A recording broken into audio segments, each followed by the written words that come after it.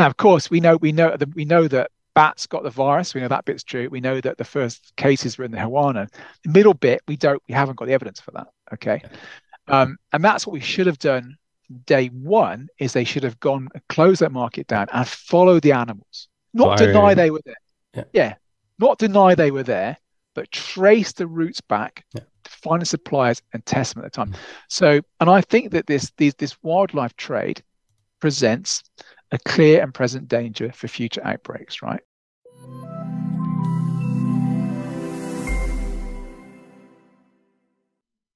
What's up, you scholars of enlightenment? Merry Christmas. I hope you have a fantastic holiday season. The preponderance of scientific evidence strongly suggests that the COVID-19 pandemic started with a spillover of a natural virus from animals at the Wuhan seafood market in Wuhan, China. However, investigations and studies are ongoing and welcome. It's important to be thorough and open to new findings in this important area. Many are still concerned that evidence may be being hidden by the Chinese government and point to open questions that remain regarding any potential spillover hypothesis. Questions such as, what exactly happened upstream of the market? What were the intermediate animals and where did they go? How did this virus find its way to the market? Where is the original reservoir of SARS-CoV-2? And most importantly, how did the dangerous SARS-CoV-2 genome come about in the first place? To get a better understanding of the evolutionary history of this virus, we invited Professor Edward Holmes for a Christmas special, I guess. Professor Holmes undertook his PhD in zoology at the University of Cambridge and held various positions shared between the UK and US. He's now a professor at the University of Sydney in Australia, with decade-long collaborations all around the world, including in China. As a scientist, Eddie Holmes is known for his work on the evolution and emergence of infectious diseases, particularly the mechanisms by which RNA viruses jump species boundaries to emerge in humans and other animals.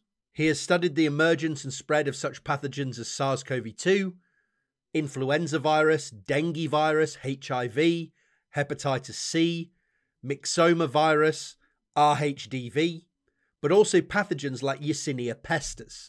In 2021, he received the Australian Prime Minister's Prize for Science and is very well regarded in his field. More recently, Eddie has also found himself and his work targeted by online conspiracy theorists because his scientific findings and personal opinions are directly at odds with any hypotheses of a Wuhan lab leak. So to explain the nature of his work, his involvement in the origin search, and much more about the lab leak controversy, we welcome Professor Edward Holmes. Eddie, we've got you on for our Christmas special. Philip and I have this crazy notion of when there's a controversial topic, actually talking to the people involved rather than just assuming that they're trying to destroy the world of public health and the world in general. So thank you for taking the time. And my pleasure. Philip, do you want to start with the cross-examination here on our Christmas special? Yeah. I haven't got a legal representative next to me, actually, by the way, but carry on. I did tell you to do that. Yeah. And, I mean, the first question I always ask is like, how did you drop into this mess? Why did you decide to study zoonotic diseases in the first place? Yeah, well, so I started working on viruses, really. I think that's the kind of key thing. In 1991. So, oh, crikey, 30 years ago. And I was working in You're a Cambridge guy as well, right? So yeah, originally, Cambridge guy. Yeah, that's right. This will be our conflict of interest, so we should get that on the that's right. I conflicts of interest. We'll get onto that. Yeah, I'm sure. So, and I was working in Davis in California. I was actually working on fruit flies, right? I was counting bristles on the back of fruit flies. I think it was just deadly boring. And then, fruit flies. But then San Francisco's down the road. We used to go all the time. And that was 1990 was like I think probably was like the peak of the AIDS deaths in San Francisco, right? It was extraordinary. And a guy called Andrew Lee Brown, who's a very good evolution biologist from the University of Edinburgh, gave a talk at my university saying, look, this stuff, these models and genetic evolutions work we do on fruit flies, we can do an HIV instead as well. He gave a talk about HIV evolution. I thought, bloody hell, that's better than counting bristles on the back of a fruit fly, quite frankly. I want to get into that. And so I moved from actually to his lab in Edinburgh in 91. And that's how I started doing it. So I started HIV first, and then it was like, because that was it was the HIV pandemic at the time, right? Also. Yeah. No, and Edinburgh was really bad. Edinburgh was, I mean, you'll see in the film Trainspotting, right? So we had a lot of these outbreaks in injecting drug users and hemophiliacs as well, very famously. And so we did a lot of work on that. And then I worked in hepatitis C because it's the same community. And then you're suddenly in this viral evolution and area. And what viruses do, one of their key evolutionary things is that they jump hosts all the time. Okay, so for a virus, the home is just the cell, the host cell, and that host cell doesn't have to be in the same species. As long as it can get into a host cell that it can enter and replicate and leave and establish a cycle of transmission, that's fine. That's its home. And so if you work on viral evolution, you automatically get into host jumping and zoonoses, and that's how I got started on this. So what exactly is your specialty? I think you do a lot on the genomic side. This is also why you're, in a lot of these papers that are now, part of the origin story, but even before, part of SARS-1, part of, other RNA viruses, you're always kind of on these papers. So you're highly cited. So what exactly is your line of work? What is your lab doing? What are you doing? How do you think about better be careful saying he's highly cited. Otherwise we're going to have certain people running around with his Google Scholar trying to compare it to other people and such. So they can do that. I don't mind. So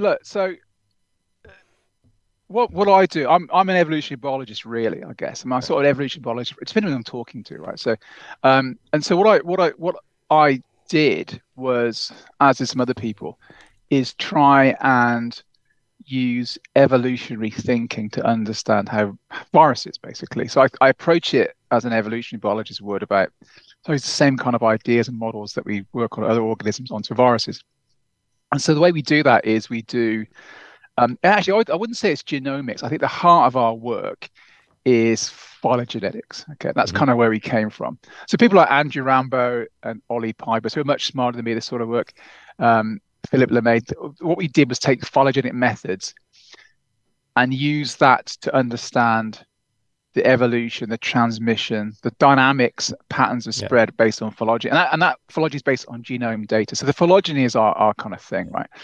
And that has been extremely successful. And I think so. The group that I was in Oxford, I'm not just Cambridge, in Oxford for many years, we kind of some of the tools that are very frequently used. I mean, you see these phylogenies all the time.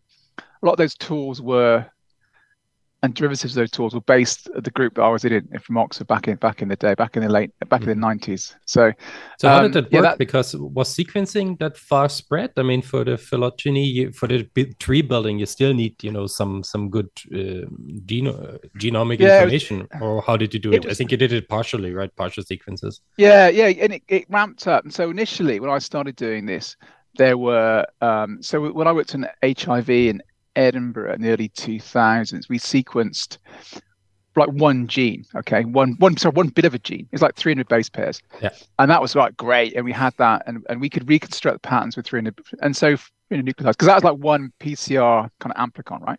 Yes. And so for about 10-15 years or so, the whole field was based on sequences of less than 500 nucleotides. That was a kind of go-to thing. Actually, I'll say for instance a story. So almost the first phylogeny based on a kind of gene sequence was almost certainly of a virus. It was by Walter Fish on influenza. So viruses have actually been some of the earliest methods of doing phylogenetic reconstruction used viral data sets. So there's always been a very strong relationship between viruses and phylogeny. Okay, because viruses evolve so quickly, actually really good kind of model organisms to test methods in phylogeny. So a lot of people who work on phylogeny like working on viruses, so get a result really quickly. Okay, they're not waiting for a very long time to do that. Yeah. So, did you ever have a wet lab aspect to your work? Yeah, no, I have a wet lab. Yeah, I have a wet lab here in Sydney. So I see what you did, right? You started on fruit flies, and you were like, "Yeah, it's pretty fast, but it's not fast enough, right? So we're gonna have to go down another level and start with the viruses." Yeah, pretty much. Yeah, that's it exactly. And so Yes, I don't do metagenomics now more than sequencing. So back in the 90s, it was these sort of, and then slowly the sequences got longer and longer and longer and longer, and people started doing full genomes. And again, I think flu was the real, has been the kind of workhorse, I think, for a lot of this work and the methods. And then genomics or epidemiology really started, I think, with Ebola outbreak in 2013, West Africa one, 2013, 2016. Yeah. And after the first time, we got pretty large, we got complete genomes pretty quickly. Not quite in real time, but pretty close. And that was like, that kick-started. I think we got something like 1,500 genomes from that outbreak. And then, so we're gearing up. And then, of course, when SARS-CoV-2 came along, I mean, it just went gangbusters, right? I don't even know. We have millions of sequences. Yeah, I don't know what it's 15. I don't know what the number is now. 15 minutes, extraordinary, right? So, what I mainly do now is metagenomics. So we take samples, and rather than looking at one virus, we sequence all the RNA to see what virus is there, what bacteria, and then try and make evolutionary inferences from those data. So what can genomics tell us about the evolutionary history? Just if you can explain it very simply, what kind of information can they explain? What can be found in these phylogenetic trees that is so interesting? So there are a few things. So the simplest thing, obviously, is that the pattern of mutations that you have between genomes is a record of their evolutionary relationship. So the more mutations they share, obviously, the more closely related they are on average, right? And so the simplest thing you can do with phylogeny, it just tells you, it's a family tree, it just gives you the ancestry based on how many mutations they share. That's the simplest thing. But what we can now do, which is more sophisticated, is you got extra things you can infer. So one, if you now work out the locations of where those sequences are from. So you got a sequence from Cambridge, one from Zurich, one from Sydney. We can start to work out the pattern of direction of how the viruses move. And that's very important for a thing like SARS-CoV to know how it's actually spreading through a population. So you do phylogeography. So and they're very sophisticated. I'm saying it very simply, but they're very elegant, powerful methods to give you the precise patterns. Almost sounds like one of those kind of 23andMe, the flow of where things come from. Is that, or am I reaching there? Well, no, it's similar kind of thing. So there are a lot of Bayesian methods to do this, but we can essentially say, for example, go back to the Ebola outbreak, we could say, we think the phylogenetic methods told us it started in a rural part of West Africa, then it spread into the cities. And we can start to watch it spread from that. And that gives you information about where the hotspots of transmission are and then where you start to control. So actually, that's why it's quite good.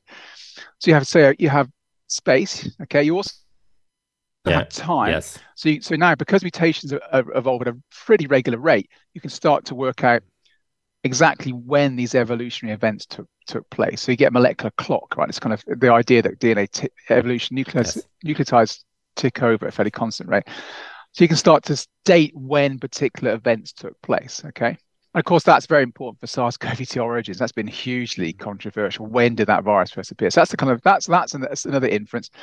You could also do population dynamics, population growth rate. So if you're an epidemiologist, the key number you want is, you all know this R number, right? It's the number, the reproductive rate, how quickly it's transmitted through a population. And you can estimate that, again, from phylogenetic data. So the shape of the evolutionary tree, if you do a bit of clever maths, I can't do that, actually tells you can derive from that the growth rate. So having genome sequences tells you who's related to whom, where you come from, how quickly it's spreading, and when it all happened, right? So it's a pretty powerful data set. And if you can do that in real time, that's the key. If you actually do that within a few hours of getting the data, you've got a fantastically powerful tool. Yeah, that's perfect. That's also a nice summary for our next topic. So you've recently appeared on a preprint from Chinese authors. I think it's what was the name again? Sorry, I lost it. Wang et al. I think. Yeah. So the key author is a guy called Mang Shi. He used to be Mang Shi is the PI, right? That's right. Yeah. He was my PhD student and my postdoc. So I know Mang very well.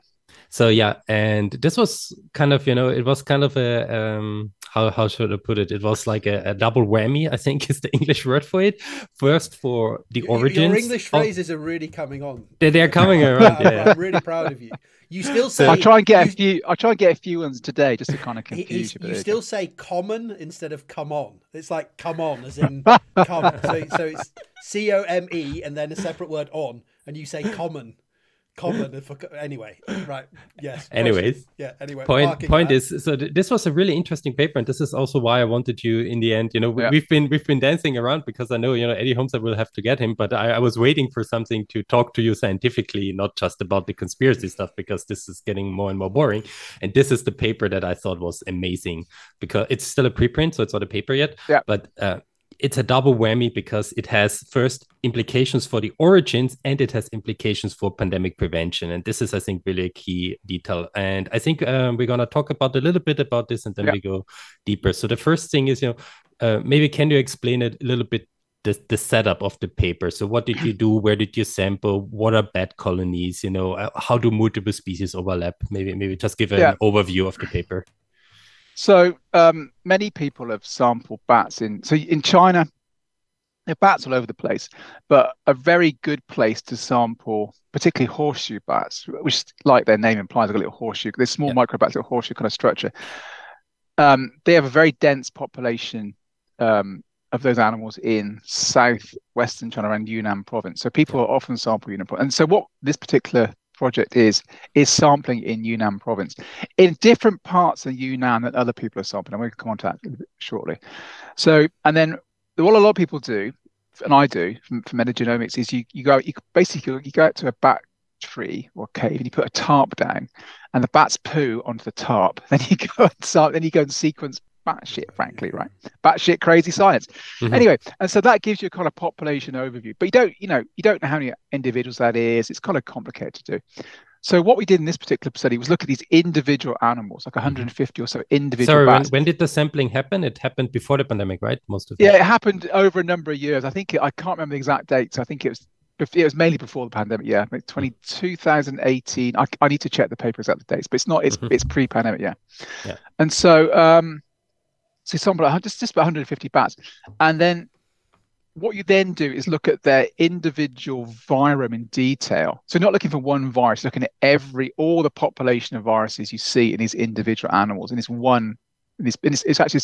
a few sampling sites in Yunnan province. So that's how it kind of works. And then, you find a whole bunch of viruses. So these individual bats are actually co-infected with lots and lots of different viruses. So you take 150 bats, each of them you kind of put under the microscope and say, which viruses do you have? And then you find out, okay, they have one virus, two viruses, five viruses, whatever. Yeah, that's right. So so you do the microscope is the genome sequence, right? So the microscope is metagenomics. You sequence the shit out of it, basically. And then you find all these different viruses. Sequence the shit out of the shit. Exactly. A lot of meta shit, exactly. And then you work out what viruses they have and then what viruses are shared between the animals, so you can start to see how it's moving between them in these single populations. And what I do a lot of, actually, is I digress slightly, is my own lab do a lot of kind of ecosystems work. So rather than sampling one species, we sample the entire population of animals in that area to see what's moving between them, not just bats, but anything, right? So in this case, we looked at bats, we could see the viruses moving between these animals. Yeah. And then there was a paper recently where they did this it's something similar in Greenland to see 2 million years ago what the animals were like in that region. Yeah. There's a lot of people talking about Arctic and ice viruses. We can, it's got a bit overhyped, actually. But anyway, so there's no massively big risk from melting glaciers for viruses, as opposed to all the viruses we have already. Just to kind of put that out there, right? So and in doing that, so you find these viruses, you find how they move between them. And I think the most interesting thing is there's a number of these viruses actually that are pretty nasty things that could actually trigger, epidemics and pandemics. In particular, we found, this is kind of where the money shot, right? We found SARS-1-like viruses, and they're everywhere. So SARS-1-like viruses are really common in these horseshoe bats. And we found some recombinants between SARS-1-like and SARS-2-like viruses. So in China, the SARS-2-like viruses that everyone talks, RATG13, RMYNO2, RP1, all these kind of numbers that you kind of roll off. And these kind of things. Well, they're from Laos, but Laos, of course, Laos. It's very close to Yunnan. Yeah, they're very close. They're in the same high density population, exactly. So they're SARS-2-like, and then SARS-1-like ones have been found also, actually a bit further north in. This is what's interesting. But so you get Yunnan, you can imagine it in your mind's eye. The south part of Yunnan, the famous caves where the miners were, that's the south part of Yunnan. Mhm. That's where the SARS-2-like ones are more commonly found. And SARS-1 was found a bit further north. And in one region we've got, kind of in the middle of Yunnan, we found a SARS-1-like, SARS-2-like recombinant. Okay, in the middle of the province, which you can imagine. And again, the sample's not very big, but maybe that's kind of the overlapping region. These two kind of zones. Yeah. So SARS-1 just to summarize a bit, so basically you were sampling these bats, you found they were infected with viruses, you looked at these viruses, and then you found suddenly, look, there's some genetic overlap between viruses, and there was one virus that had basic genetic pieces from SARS-CoV-2 related viruses and SARS-CoV-1 related viruses. That's right. It's a kind of it's a jigsaw between. So the virus in evolution, it's shuffled its genes to make a kind of a composite hybrid virus. And the reason why that happens, I should say, is that when if two viruses get into the same cell, so that's your home, right? So a virus gets into a cell, there's an enzyme that replicates the genome. That's called RNA polymerase. That's the kind of key enzyme that all viruses have, right? Or RNA viruses have. And it runs down that template and it copies that strand, right? Yes. If you've got two viruses in the same cell, and they're kind of like, if you imagine they're kind of like their genomes line up, the polymerase can jump between the two, like a zipper. It kind of misfires and jumps the wrong strain, and then goes back again. And so that's two viruses at the same time, kind of asking to be printed, and then you get a bit of because the RNA viruses, right? They're single-stranded, but if they are very similar in sequence, they will naturally kind of align each other because of hybridization dynamics. That's exactly then you have the polymerase, it's the zipper running along, amplifying them, and then whoops, it jumps to the other one. That's right, and comes back again. Now and so that's how it works. And so this is recombination, just for this is recombination, Yes. And so some viruses do that a lot, some don't do it at all, and there are certain. And we can get onto why this happens, but it varies massively between different viruses, depending on the kind of genome structure. Coronaviruses recombine a lot. It's particular the way their genomes are arranged allows that polymerase to slip off and jump between them quite regularly. So, which is really interesting, actually, because and we're going to come onto it more in a little bit, but a recent preprint, which we're all aware of, which wasn't great, seems to suggest that there's not much recombination going on between these coronaviruses. And then when that paper was rebutted, that was repeated. But it seems like you're saying these things are recombining all the time, incredibly frequently. The time. Yeah. And so, and of course, you only detect the ones that are sufficiently different in genome sequence that you can detect them. Most of the time, you can recombine between things that are so similar, you can't say it's a recombination event, right? It's a real. So you have to have a certain degree of genetic divergence so you can detect recombination. And so, you only see a lower bound of the number of recombinations. Oh yeah, absolutely. Right. Yeah, hugely. Yeah, and so if you look at SARS. So for a long time, it's quite controversial whether SARS-CoV-2 recombined, okay? Because we were comparing sequences that were extremely similar, right? So if you got an Omicron and an Omicron, the same BA2, BA2, they look the same, right? You can't. So if you got an Omicron and a Delta, then I can see that. So it's a lower bound. And the other thing is most recombinants are actually going to be deleterious, right? They're going to be bad for the virus. Most mutations produce the fitness of the virus. So they disappear from the... Yeah, they disappear. They're removed. And most recombinants will be the same. So very rarely, these recombinations are actually going to give you a virus that's going to be at least as fit or maybe fitter than what you had before. And that's the one that can jump away. So then back to this story here. So then we found like pure SARS-1. We didn't find any pure SARS-1 like. We didn't find any pure SARS-2 like. But we found a recombinant between the two. And that shows you. So that means that the SARS-2 like must be in the population somewhere, the pure ones. We just didn't sample them. They're there. I should say there's another paper that I wasn't on by my friend Zhongzheng Zhang, who works in Shanghai. First person to sequence the virus. He found in Hubei province, where Wuhan is, he found a SARS-1 like SARS-2 like recombinant as well.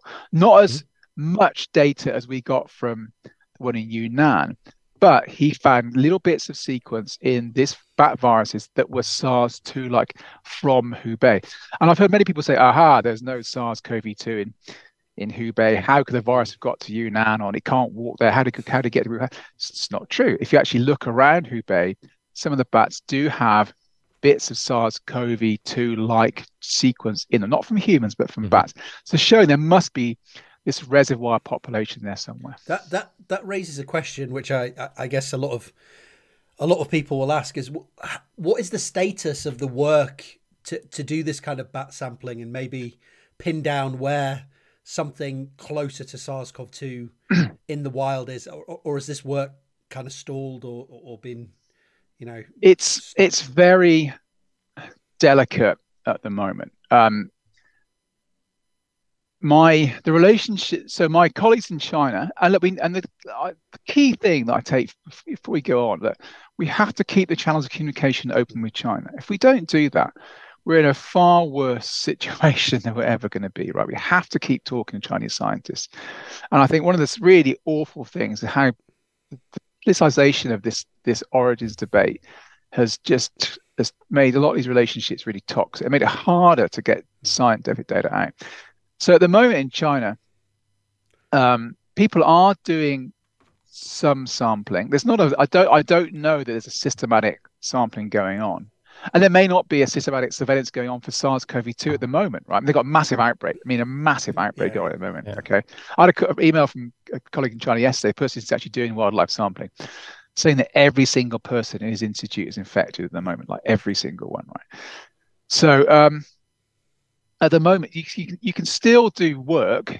There's no systematic program going on. It's very sporadic. The question then arises of what you do if you find something of interest. And so is there kind of central control over that? Oh, there is, Right, okay. There is. So everything's screened. Anything that pertains to SARS-CoV-2 origins is very carefully vetted. It may not be allowed out, actually. So that particular paper... Do you know this? Why do you know this? Oh, yeah, I know. Oh, they've told me this. And so that SARS-CoV-2 paper that I've just talked about, that was screened very carefully by the Yunnan officials, and we had to change some of the virus names, actually, because they had Yunnan in the title, so they wanted those changed, right? So that was screened very carefully. My colleagues were actually the University of Mangxi, they had some alarms when they first saw it go on. I pushed very hard for it to go on as a preprint. They didn't want to do it. I pushed quite hard to get it done. They were nervous about it, and there was a little bit of discussion about that. But it seems to be okay because we don't explicitly mention the SARS-CoV-2 origin. So actually, I think that's going to be okay. I was involved in a Cell paper on market sampling earlier in the year. And the guy the senior author, his lab was closed for a few days afterwards because they were concerned. It was reopened, but they were concerned that had the right message gone out. So that there is an innate desire to control the message. Is extremely frustrating, right? So it's going to make, the question would be, I haven't got an answer. If they found a SARS-CoV-2, a real good close relative in an animal, would it be allowed to be released? And I just don't know the answer, right? And I think at the moment, because it has become,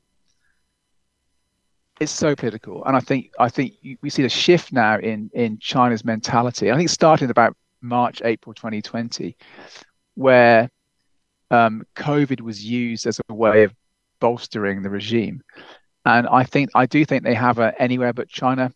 I think the central office want it to be anywhere but China. And I think anything that counters that message, I think is not looked upon kindly. So it's a challenge, right? It is a challenge at the moment, unfortunately. Can I just follow up quickly, Philip? Because yeah, the natural extension question or the natural point that comes after that, which people will throw immediately and perhaps fairly to some extent, is that how can we trust things that are coming out of China, data that's coming out of China, findings that are coming out of China, if there is this will to control the narrative, if there is such a push to, anywhere but China, how can we be sure that, the Gao preprint is above board? How can we be sure that the market sampling data that we've seen in the Hood report is above board? How would you respond to that kind of thing? I think there was a time shift, right? So in my head, I think very early on, there was a desire to find out what happened, okay? And I think if you actually look at all the communications that came on, so for George Gao, he said very early on, it's the market, there's an animal there. That's where it's going to be, okay? So I think up until about March or so, 2020, up until that point, I saw a desire pretty to much kind of follow the data. Yeah, no, it was open. It was open. They sent me the data, right? Look, and Zhengling Shi, the person who witnessed virology, everyone's pointed the finger at. I mean, this was very early January 2020, right? That was before there was any government intervention. So the idea that she was the central party were controlling what was being said at that point, I think that's absolute nonsense. I think later on, there was, I think, the way I see it was early on in China. I think there was a lot of anger about what's happening in the outbreak. So in January, February 2020, I think people were really distressed, right? They were angry. Okay, they saw crematoriums, they saw people dying, they saw lockdowns. They didn't like it. Then when the outbreak kicked off in the West. Okay, so the US started, huge numbers of people getting infected and dying, and in Europe, I think the tables were turned, and it was used as a kind of way of bolstering Xi Jinping's "Let's make China great again" policy, right? And I think they used COVID as a kind of sign of strength. Hence the zero kind of COVID thing that was going on until very recently. They just changed their mind dramatically, actually overnight. Extraordinary, right? So I think it depends on exactly. I did see a shift. I saw very early on. I saw it seemed pretty open, and then I saw a shift. I think that was a political thing that came down early on. I still think, though, I think this is one of the great problems of the whole thing is that people confuse the government with the scientists, right? And my experience of the individual scientists is they want to do the right thing. They want to do the science. They want to tell the story. They want to share their data. They want to do. They're like anyone. They want to do that. The question is whether the state allows it. So, and I think when they bring the problems with the COVID origins thing, is those things get meshed into one. Okay, and so people's hatred for China is automatically then focused on the scientists must be lying, right? So it's a complicated dynamic, actually. The Gao paper, the Gao paper you mentioned a second ago, they did marking sampling. Yeah, they told us in that paper inadvertently that lineage A was in the market, right? So I don't think they would have wanted. I don't think that was particularly something they would have necessarily wanted to say. So I think that paper, I think the data in that paper's interesting. So I just have to push back a little bit because so one problem I have with this, and I think you differentiated a bit, so it's not necessarily what you're saying, but it sounds a little bit like, the scientists, the Chinese scientists are, because of the political pressure, they're committing, scientific misconduct or not reporting stuff. No, I don't think that is misconduct at all. No, I think that there's one example we can point to, which I think Philip might be teeing up with the sampling that Philip maybe the Wuchi Jiang, right, paper where they sampled 16,000 bats and they didn't really find any SARS-CoV-2 samples, right? And And then they concluded, the bit I objected to, they concluded that SARS-CoV-2 was only SARS-CoV-2 viruses and bats were only transient in China, right? Mm-hmm. That's a statement I rejected to. I think that's just, and that's just wrong, because we went to tropical. You've had Alice Hughes on your show before, right?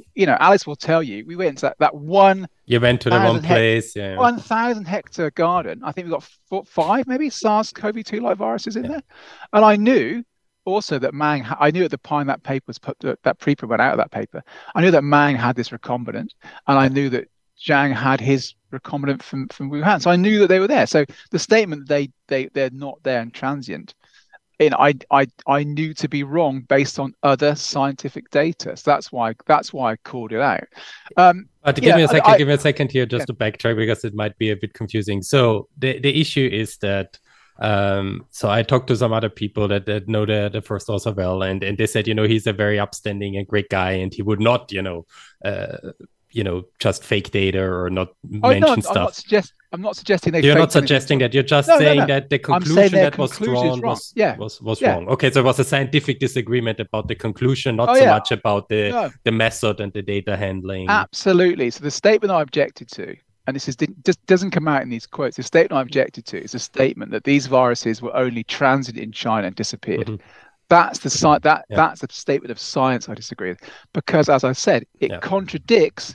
They said they went to this garden and found nothing, and we found in not that many bats, we found 4 or 5 of these SARS-CoV-2, and I knew also that Mang had his virus. So it was a statement. No, I don't accuse them of misconduct. I accuse them of making a wrong conclusion based on the data, which people do in science, right? Yeah, I mean, this is a scientific disagreement. I have no problem with it. But what I would have problems with is saying, they sampled and then they excluded genomes. And I don't think that's true, because it's probably very difficult to find. Like you said, you can sample a lot of bats and still don't find the SARS-CoV-2, especially if you sample them farther in the north or God knows where. And Xi Li herself, right, she sampled thousands of bats and she only got Reg G13 as a SARS-CoV-2 related virus in the end. Right. So, and clearly there was no need to cover up for a long time, right? So, just to clarify, they may have sequenced thousands of bats. So they may have sampled thousands of bats. They've not sequenced thousands of bats. Yeah, right? That's true. So I completely agree that the frequency of SARS-1-like viruses is greater than SARS-2-like viruses. I think there's pretty much quite a lot of data that supports that. Okay, but 2 things. One, there are SARS-CoV-2-like viruses there. Okay, and we know that. We've known that for a number of studies. Okay, and occasionally people find them. And they're in Laos, right? So, 2. I think they're also in Thailand, actually. Oh yeah, no, I agree. They're all over that area. All over the Kast region there, from exactly Yunnan down to Thailand, Laos, Myanmar. There's also massive ascertainment biases in all this sort of thing, right? So people sample Yunnan bats because Yunnan is a good place to find horseshoe bats, and there's particularly been there. We may have been there. The landscape, the caves, is very good for bat sampling. That does not mean the virus came from Yunnan. It does not mean that other places in China or other countries do not have SARS-CoV-2 like viruses. So it's ascertainment and confirmation bias. So they sample in Yunnan, they find a virus like SARS-CoV-2 in a bat. They say, aha, it comes from SARS, it comes from Yunnan. But that, again, it's a completely circular argument, because that's where they sample. And so there's not been sampling. There's an enormous number of these bats across a whole distribution of Southern Asia, right? Yes. So there could be, and the viruses will turn over and evolve on a regular basis. So I am very wary of these conclusions saying the virus comes from bats in Yunnan. There's no SARS-CoV-2 like there. It must have come from there, because I think there's massive, massive sampling biases. It depends on what time of year you sample, and also what tissue you sample as well. Okay, so it depends. So it's very tissue specific. Mm-hmm. So that was my comments on that paper were scientifically based. All right, I think we can leave it there. So I wanted to push you a bit, because I'm very skeptical, because people apply the same kind of skepticism towards scientific papers, from scientists in the West, from scientists in Europe, Australia, God knows where. And I think that Chinese scientists so far have not been proven to ever commit scientific fraud. They might, their conclusion might be, No. watered down. Their conclusion might be, in a way to get the paper published, in the sense of saying, okay, I'm not going to specifically mention origin, but the data is still the data. We're not going to fudge the data. So I can understand. No, I agree. I think it's some really crap science out there, I should say. Not saying about in China, but I mean, for example, there are papers that have suggested that SARS-CoV-2 evolved, was in Italy, for example, particularly earlier in 2019 than it was elsewhere.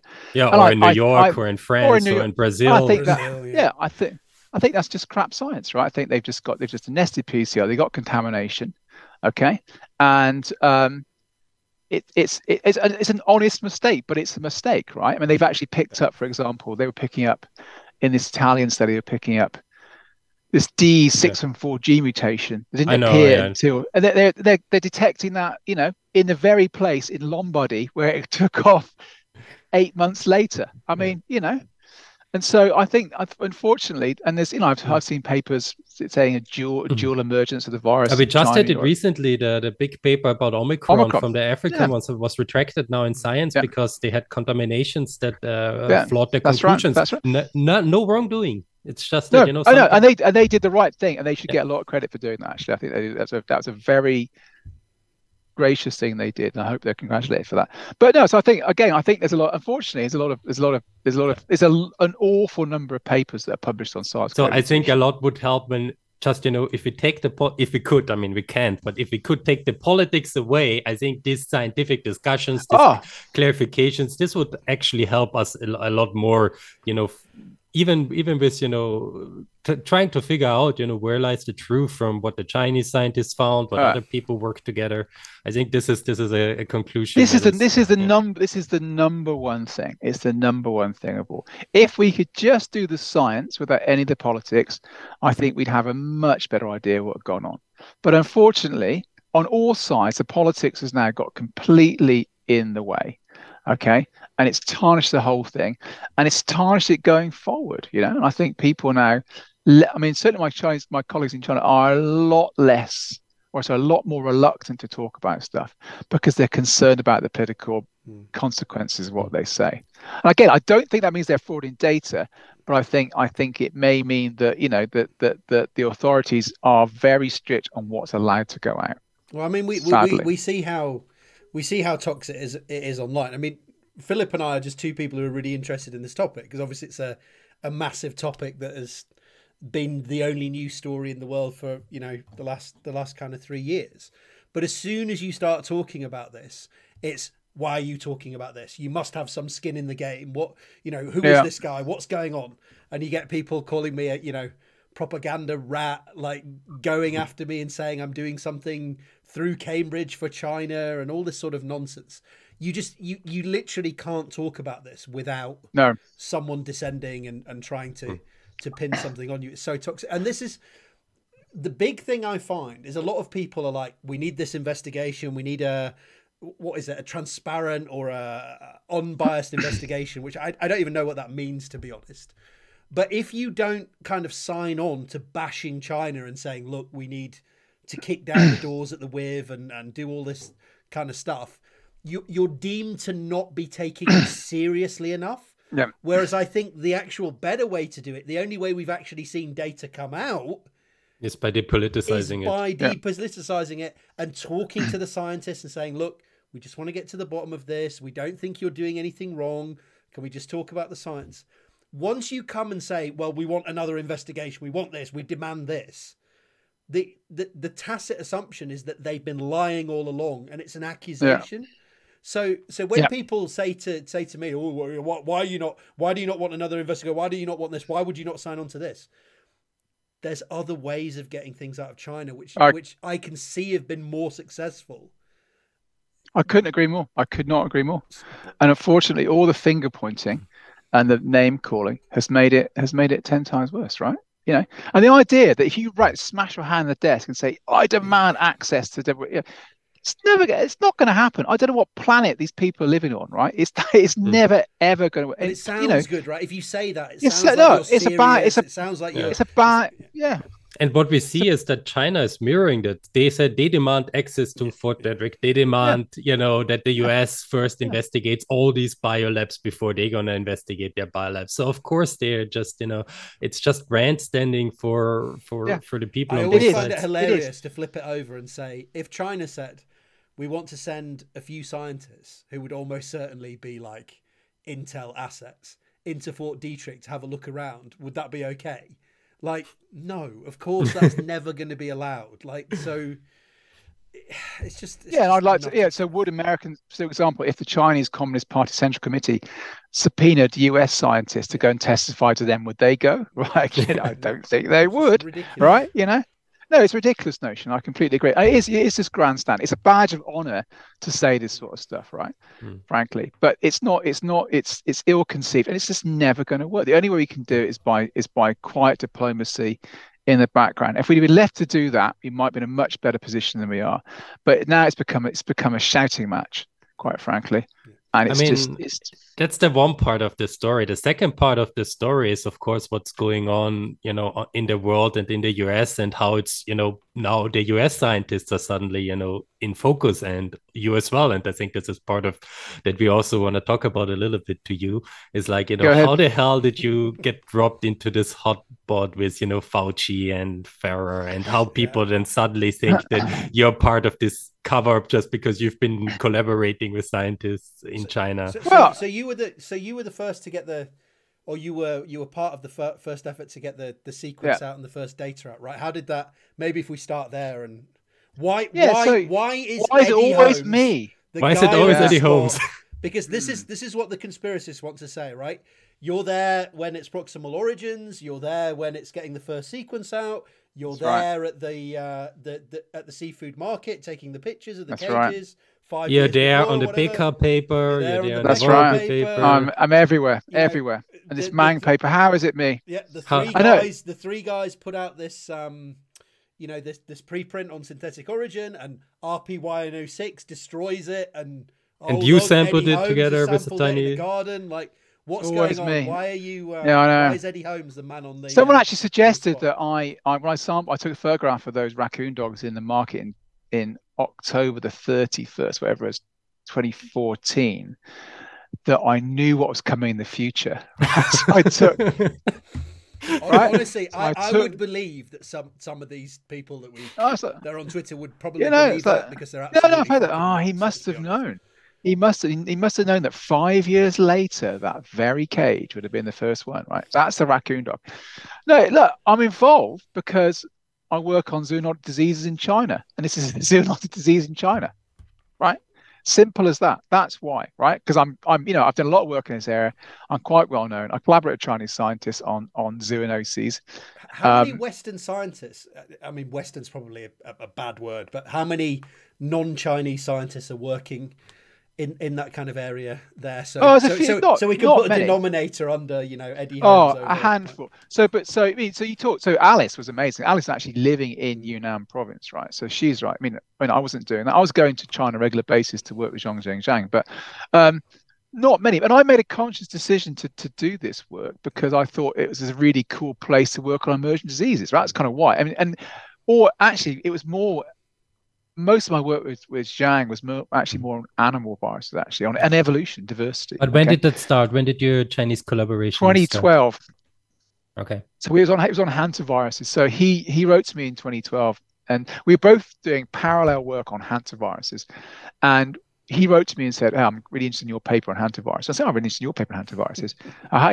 Ding. Mm-hmm. And so then we started discussing. Of course, hantaviruses were thought to be mainly rodent, very nasty things. They appear in Europe and the US and in China. Yeah. But don't ever go really human to human very often, right? So are they the ones that you get from squirrels in the national parks in the US? In the US, I think it's deer mice. Right. In Europe, I'm not sure what rodent species it will be. In China, it's various rodent species, and they live under people's houses, and they're very nasty actually. So we started on hantaviruses, then we started, and of course then hantaviruses we found in bats. So we started doing more bat sampling, and then we started doing metagenomics. So then that was we initially started doing directed searching for hantaviruses, then coronavirus. Then we started doing metagenomics. So that's how I started working there. And by chance, I've known, because I came from Oxford, right? Sorry, Sam. I knew George Gow when he was a PhD student in Oxford back in the mid-90s. So I've known George Gow for 30 years. So you were both PhD students at the time? He was a bit older than you, right? Yeah, I was a postdoc and then became a lecturer, and he was in different places in Oxford. I think his PhD's from Oxford. I knew him a little bit from Oxford. He was working at the Institute of Molecular Medicine, I think, in Radcliffe Hospital, but he was in Oxford. And we did some work on flaviviruses like dengue yellow fever back in the 90s. So I've known George for many years. Dao Fu, as we used to call him. It's a real name. And then Jeremy Farah, I've known for the same amount of time, right? Because he was also in Oxford. Actually, we're from the same place in the UK, it turns out, right? So I've known Jeremy for all these years. So it's easy to understand why you're part of the cabal that was trying to cover it up. It's just historic. So I worked in China on zoonotic disease, and I just know these people, right? Because of historic links. Jeremy used to be. So it's almost like they picked relevant people to talk about the thing. Yeah, I know. Rather than just picking people out of a hat. Yeah. Yeah, and Jeremy's now going to be the scientific director at WHO. And Jeremy's had a lot of shit for what's gone on. Jeremy's been one of the most important people in the whole pandemic. Jeremy has been one of the best communicators and the best advocates for getting science done. So it's the stuff that he's had to face is just ridiculous nonsense, right? Jeremy's a doctor. He spent most of his life working in Asia, seeing kids with malaria and dengue, right? This person does not deserve to be criticized at all. He's actually a fantastic person. I've known Jeremy for years. So what happened was back in January 2020, because Jeremy and I were discussing just research questions on COVID, right? So the virus has started to happen. It wasn't called COVID then, I don't think. We were discussing what should we be working on. So we're having this email dialogue. I'm in Switzerland. Okay, I'm at this for a bit in this Swiss Virology conference in Grindelwald. Jeremy contacts me and says, "There's some chat from the US that the virus might be out of a lab. Okay, can we have a chat about it?"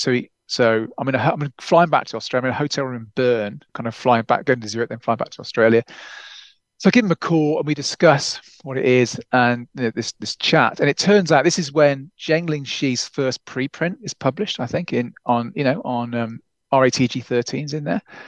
And people said, "Aha, look, the closest relative virus to SARS-CoV-2 is from her lab in Wuhan." Right? So he said, "Can you take a look at the sequence?" Or rather look at the paper. So I looked at the paper. And I was in my family in transit, right? I couldn't do much. This is informal at the moment. This is just completely informal. Right. Yeah. So and I look at it and I don't see anything obvious, but all I've done is read the paper very quickly, so I didn't really see anything. I said, "Look, I can't see anything." I fly back to Australia, and literally the next day I get home, or the day after, so it's January the 31st. So I'm doing Australian time and European time. The days are different, right? Anyway, so I get a text. You got the Avengers phone call to it's from Christian Anderson, right? Text me and said, "Can I discuss something with you? I've seen something and I need to talk it through with someone, right? Like pull me back from the edge." I thought, okay. So we have a Zoom, and he shows me the furin cleavage site insertion, right? He shows me the fact that there is restriction sites around the furin cleavage site. But it's not precisely matched. Sorry. Oh no, not at all. No, I'll come on to that. No, completely. Yes. And there are restriction sites all over the place, right? I'll come on to that, right?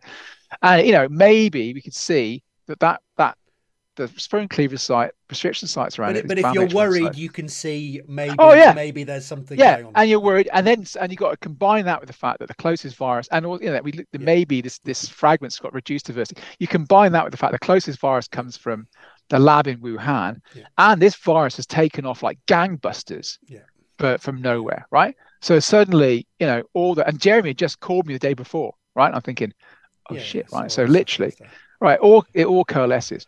So I called Jeremy and I text Jeremy. I said, I got the email somewhere that says, "Call me now." Right? So Jeremy says, "What now?" I said, "Like now," right? So we have a chat about later. Now. Like now. Okay. So I put him through, we text. So we have a chat on the phone and we text, and it's like, and it goes from like 0 to 100 in like 2 seconds, like that. It's like, oh shit, right? It's all coalesced. He said, right, but this is really interesting to see, because I don't think, well, nobody knows the stuff that's happened behind the scenes. They're just like, everyone got together and was like, quick, be quiet. Everyone, no, don't say anything. Seems like there's just a natural human, reaction was like, oh fuck, like we need to like get on this. Yeah, no. We need to work out what's going on. It was, but Jeremy's very good. And he says, let's put together very quickly, like now, a set of people within the next 24 hours, the people who we think can discuss this clearly to know who to do it. And so we have discussion. So he talks to Chris. So then I think he talks to Christian and comes back to me and says, I've talked to Christian. Like, fuck, right? What do we do? Let's have a conversation with the key people. He said, I'll talk to Tony Fauci, right? Him. Who else should we get? So we discuss, right, we should get Ron Fouché, because he's a good coronavirologist. Marion Koopmans, Christian Drosten. Christian suggests Stefan Pohlmann. We get Bob Gary. We get good people. I'll tell you now, we decided not to invite Ralph Barrick just because we thought he was too close to the WIV, right? We thought that's interesting. Yeah, right. That was it. I mean, he's a great virologist. He's guilty of nothing, right? I'll tell you that now, nothing at all. But we wanted to make it a proper investigation, right? So I think we said let's not invite Ralph because of we want to keep it a bit away from that. And the idea was almost like, again, you assembled people with relevant skills and background in discussing the task at hand. And then Jeremy said, we need to talk to our local security services to try and tell them. And I thought, well, how the hell do I do that? So by a convoluted they already way, know, Eddie. They already know. Well, then within an hour, I'm talking to the head of the Office of National Intelligence in Australia, right? So it's amazing. So I say, this is what's happening, and they're really interested. And I talk to the Chief Medical Officer, and Jeremy talks to the UK officials, and Christian talks to the American officials. So we tell everyone that needs to know within a few hours of finding out, right? So you say we have the suspicion, and then this is basically, it was a rumor at the time, or like it's saying, look, we are not sure, it could be engineered, and then suddenly all the warning lamps go up in Australia and in Europe, in the US, everywhere. But it's the opposite of a cover-up. We just decided to, we did. What do you do in those circumstances, right? So we told everyone we could, and then we had a teleconference. So I've heard people suggest that Tony Fauci arranged this teleconference. It's complete bullshit, right? Jeremy Farrar arranged a teleconference. We had a welcome number to call, right? So we get a group of people we think want to hear. We can discuss the science. So then we have this. So then the next morning, it's 6 a.m. my time, right? I remember that Sunday morning. I'm sitting in this very chair, and then that's the pleasure of working in Australia, right? Oh no! And I was like, I hadn't slept very well. I was like thinking, oh my god, what this is like nerve-wracking stuff, right? It was like John le Carre stuff, right? So then, and then Christian presents, or he presented to me basically what he'd found, and then I say a few words, and then we have a discussion, and it's basically just a science discussion. What is that viable? Would they have done that? How? And that's all it was. And this idea that that Fauci directed us to say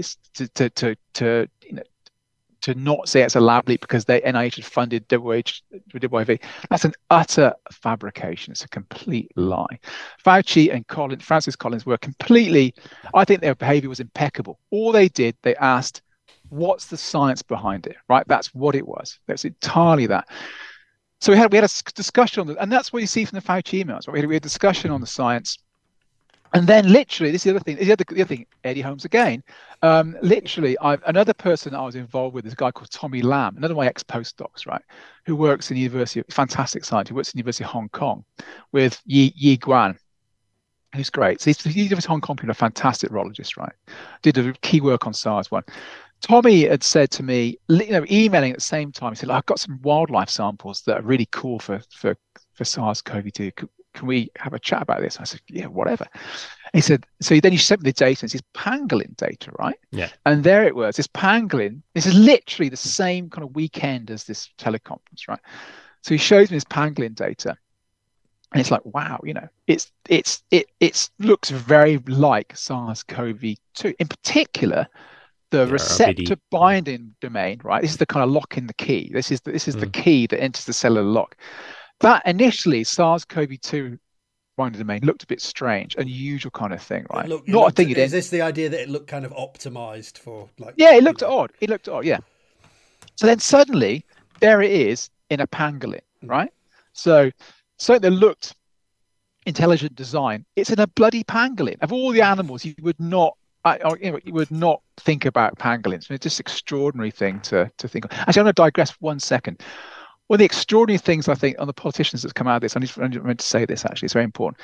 In January 2021, as the presidency was changing in the US, the Department of State in the US released a document, a COVID origins document, and they claim in that document that WIV were working on pangolins. They say this is absolute bullshit, right? At the time, this is just made up. This is the US Department of State. It's just made up. And there needs to be very serious questions about why this was written and who wrote this. At the time, pangolins looked like they were part of the chain somewhere. So they needed to be explained. Now we realize that pangolins are probably a kind of offshoot in this evolutionary process. But in January 2021, pangolins were kind of something to be considered. So a statement appears in this report that they worked on pangolins based on zero evidence. Why would you possibly work on a solitary animal with hard Gehringer scales in a lab? I mean, it's completely idiotic suggestion. I'm not even sure any lab works on pangolins. No, it's in the US. You can check it. January 2021. It's in the US State Department. It's just extraordinary. That was clearly put in to try and link that lab with an animal they thought was involved. Yeah. I mean, the other alternative that we've seen a lot is who did that? Follow that up. It's actually very interesting. Yeah. The other thing we've seen a lot is people saying, the pangolin sequences are fake, they're made up, they're not real.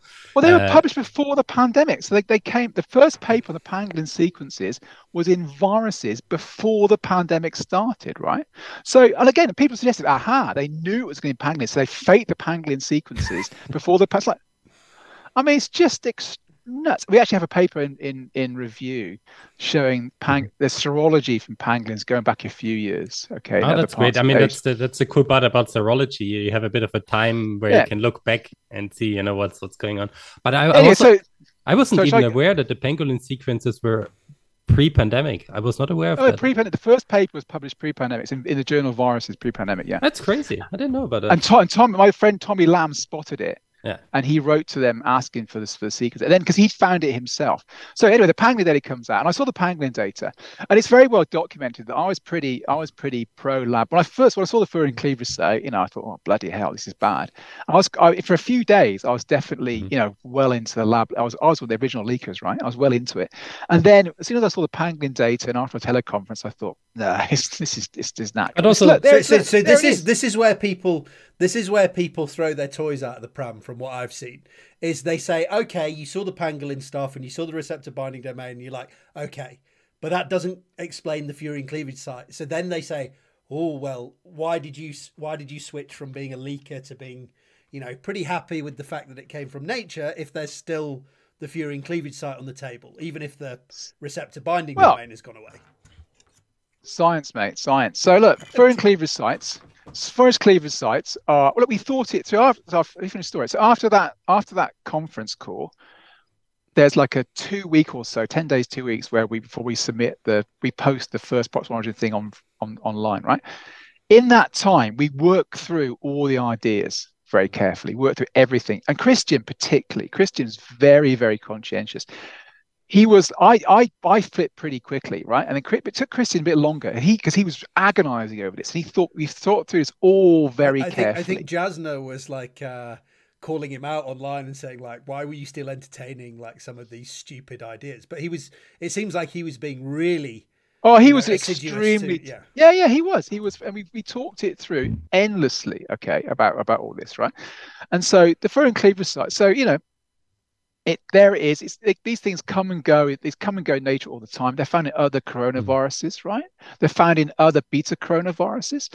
I mean, it's an evolutionary hotspot. I mean, it's nothing. Why did you think it was engineered, or did you think it was serial passage? Because I mean, the proline inside for me was always the kicker. Yeah, no, I was always like, Well, I think because it was the combination of all of three things. I think that or four things. It was the chat from the US that Jeremy told me about. It was the fact it took off so quickly in Wuhan. The fact that the closest virus at that time, RATG13, was from the same lab, right? And it had this weird thing in it. That was those combination of factors made us think that at the time, right? And when you knock a few of those away, and then you knock it all down, and you start to see the first evidence of literally the first non-bat animal has one of those things in it, right? At the same time, on February the 7th or so, these people I know these people from Southern China Agricultural University had a press release saying that they had a pangolin virus that was 99% the same, right? That came out of press, and I was like, that was really wow. And of course, what they meant was they had a pangolin virus, had a bit of it was 99% the same. The most of it wasn't, right? But that wasn't, they didn't make that conclusion. But it's one of the recombinant blocks or whatever. Yeah. And that was very badly done, actually. But anyway, so all those things at that point kind of like, it changed over. So then we wrote the paper and sent it off. Was Tony leaning on you, breathing down your neck? No, Tony. This is what we're told, right? We had the conference. Nonsense. And they said, "Oh, don't talk about this. Make sure it looks natural." No. Fabrication, absolute fabrication. We did agree that once the science was settled, it was important to write something. That we agreed because we wanted to stop the conspiracy theories coming out. That was absolutely the case, but only after the science had pointed to a natural origin. And of course, that's now being spun around saying, "Aha!" They were from the get-go. Fauci wanted to because also the conspiracy theories at the time, they were really conspiracy theories. They were like bioweapons, something but you saw that. Did you see the US Senate Intelligence Committee Minority Report the other day where they said it was a bioweapon, right? Yeah. No, so there was no interference whatsoever, and I'll say it's absolutely explicit. I don't mind. I'm very happy to talk to Congress on this, right?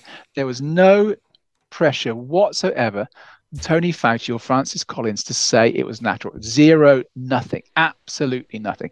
That call was based entirely on the science, and then we agreed it's important to write something up. Now, another thing that's come out very recently, I'm going to discuss this, is that people said that we plagiarized this from Ron Fauci, and that the original version of the Nature paper was rejected because it was plagiarism. Absolute, totally false, absolutely untrue.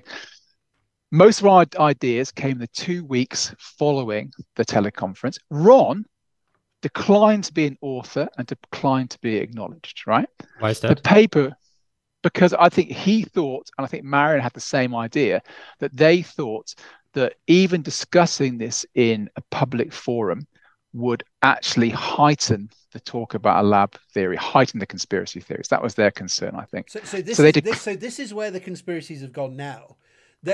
They're angry. So the emails came out and they didn't get this idea that there was a massive cover up and there's nothing in these emails. So now they've rode back a level and said, well, the way that they didn't want to push conspiracy theories, they went too hard on that side, and that ended up stifling debate, and that wasn't right. So it's kind of gone a level back now that they looked at it seriously, but they didn't tell us they were looking at it seriously, and that still means there's something going on. It's complete. It's drivel. So basically, Ron particularly declined. And Ron made very good points, actually, very good points in a teleconference. I've heard the Le Monde wrote a paper the other day saying he was like the puppet master. We were kind of this. The ideas we came out with post the teleconference, he declined to be an author, declined to be acknowledged, and the paper was not rejected initially by Nature because of plagiarism. That's absolutely false, completely false, right? And I have to read these things online. I think you told us, or you sent us something that was. They were like, this situation is changing too quickly, or something like that. That it's. Well, I think to post something at the current time. I can't release the reports because that's Nature's business, right? But effectively, it was. I read a lot into their reports that saying there's not enough evidence support the lab leak theory at all. Why even bother discussing it? I think that was the kind of essence. I mean, it's the complete opposite to what people. It's the complete opposite. To what so this is super interesting. If I could just have a second here, because at the time, people were still thinking scientifically, right? And science usually discusses when there's evidence to discuss, and it's kind of frowned upon if you discuss things that are speculation. Exactly. And you kind of went way beyond, because you were reacting already a little bit to this conspiracy theories that were going around, and feeling like there should be a scientific response saying, all the evidence we have points in one direction. And most scientists at the time, Ron Fauci, Nature Journal editors, whatever, thought, why even give ground to baseless speculation? Why refute something that has no basis at all, right? So no matter what you do, you're wrong, right? I mean, this is the problem, man. You can't win. You can't win, right? If you we had to defend why we were discussing lab leak at all. I completely agree, right? And we defended. This is the paradox. We had to defend why we were discussing this. And now, of course, as soon as the paper was published, we were criticized for not giving enough credence.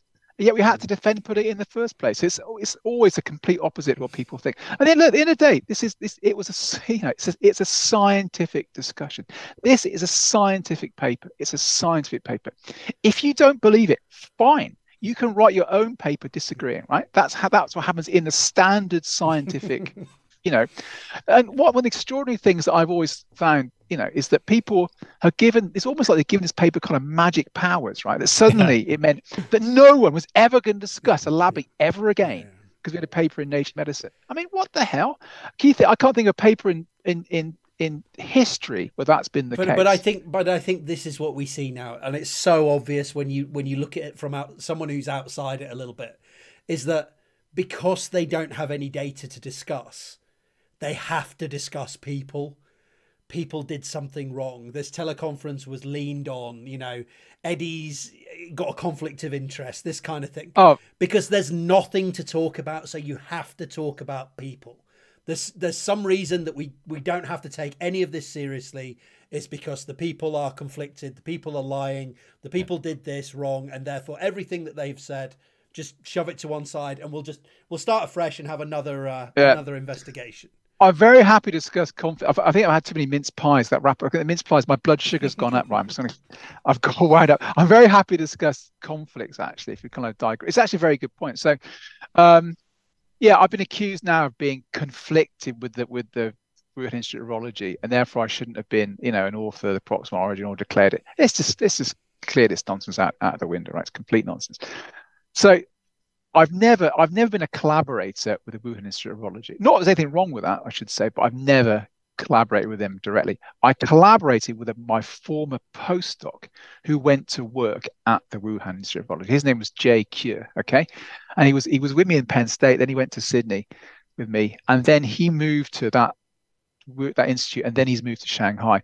When he was in Wuhan, we had a few papers to finish, and they were mainly on endogenous viruses. These viruses integrate into host genomes, and influenza.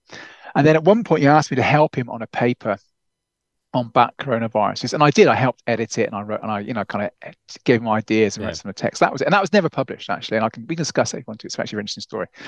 But so all my entire correspondence was with him. I'd never corresponded with Zhengling Shi until actually after the pandemic had started. Yeah. So that is not a collaboration with the Virology. It's a collaboration with a former postdoc who works in that lab. Maybe we have it's to an explain... unpublished paper. Yeah. It's an unpublished paper. And that is not a conflict of interest, okay, quite frankly. So it's an idiotic claim. Yeah, so it's very common for scientists to keep contact with their former mentors, finishing up work because science takes so long with the publication. It's usually people are at the next job and still finishing up the papers from the old job. So this is very common, right? This doesn't mean that suddenly because they moved to a new lab, you have a conflict of interest when you're finishing up old work with the guy who moved away from your lab. I mean, and I genuinely, and this is absolute truth, and there's emails with Jay that proves this, I genuinely forgot about this paper because it wasn't published, right? Yeah. And it was it in my mind? I've got 700 bloody papers. I don't remember them all. This is unpublished. We have to explain. We have to explain for the outsiders what's going on here. So the issue was that there was an unpublished paper that had some sequencing data. The sequencing data was uploaded, but then embargoed for like 4 years, which is standard, right? And then suddenly the sequencers went out of the embargo and came up, and suddenly it's like, oh, Eddie Holmes was collaborating with this guy that was at the WIF at the time, so clearly he had this undisclosed conflict of interest, which is kind of a funny coincidence. Eddie Holmes is getting old and completely forgot what went on. That's the more of the story. And and also, why would I have helped arrange a teleconference investigating COVID origins if I was conflicted? Why? If I was trying to cover up for the WIV, surely I would have stopped that happening in the first place. But the whole claim is just idiotic. And that paper, by the way, is actually very interesting, it turns out. So yeah, to your listeners, or viewers, so these sequences came, 163 sequences came out in July 2022 on GenBank.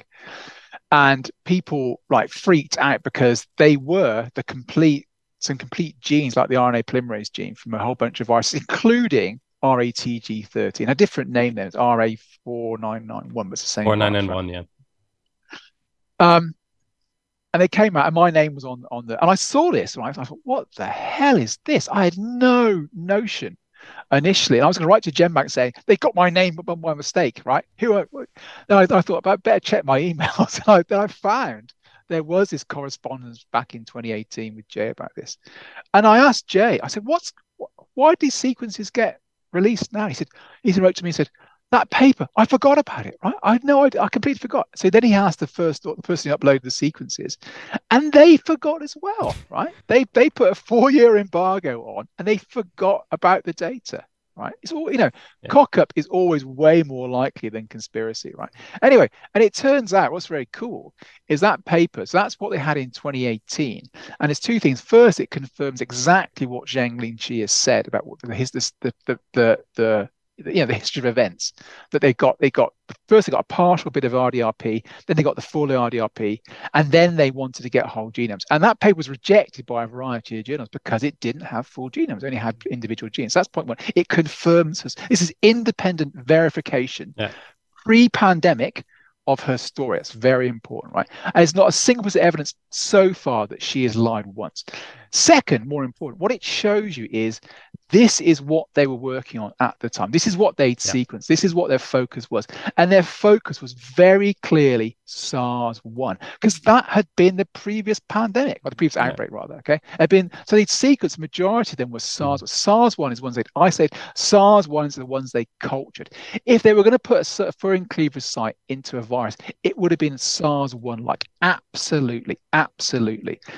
They had one virus like SARS-CoV-2, RATG30. That's the only one they'd had sequenced. So the idea, to me, that they have an unsequenced virus they haven't cultured, they then stick in a furin cleavage site, that's completely ridiculous. Okay, completely. So Eddie, you're very fast for listeners, so I'm gonna try to summarize a bit. So what the point here is that you had these sequences, you usually upload sequences before you publish the papers, part of the scientific process. That's right. They get out.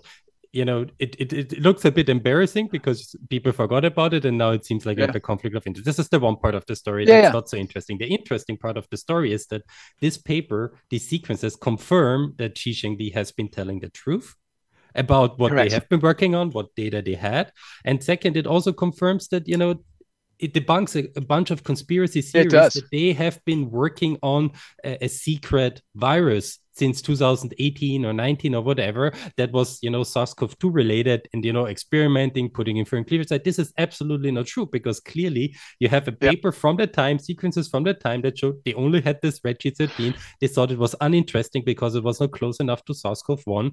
And if they would have done the work that people suggested with engineering or whatever, it would have been on SARS-1 viruses, because this is what the laser focus was. The whole paper was about still trying to figure out how could SARS-1 have happened, right? And exactly. Where did it come from? So from a scientific perspective, I guess what you're saying, Eddie, is if you were going to plug in a furin cleavage site, you would do it into a background you understand, because if you put it in a background you don't understand, you don't know what the furin cleavage site is doing and what all the other rubbish is doing. You need something well characterized, so you have a baseline to compare to. Is that kind of the idea? And this is exactly what we discussed in that teleconference on February the 1st, 2020. It's going around in circles. Exactly exactly that. And this paper shows you more evidence because it's pre-pandemic. There was no reason to hide anything, right? Yes. There was no reason. And it There's shows another you. there's another paper from Peter Daszak that also came out that Yeah. basically the process started in 2018. This was with Xi Li and her work, and they published the paper I think in 2021 or something. The sequences came out, and basically it showed that yes, when the paper was there, when the sequences were assembled, you already had basically all the sequences that they had in the lab. And in the end, from the first version to the last version, that didn't change. So, the suggestion that they had a whole bunch of secret genomes or that, after that they covered it up, it just doesn't hold up to evidence because scientific papers take so damn long that you usually have a good track record of what they had actually at the time. Yeah, so I completely agree. So the idea that, it's to me, is absolutely inconceivable. They would have put the virus, the furin cleavage site, into a virus they hadn't sequenced and hasn't isolated, right? They would have used their standard like lab rats, which were the SARS-1-like viruses. That's what they would have done.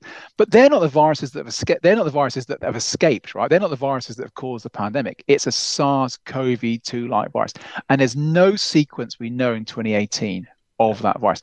Then you combine that fact, okay, with the other fact, which is inescapable fact, that this virus was first reported in the exact place you'd expect it to be if it was natural, which is an animal market, right?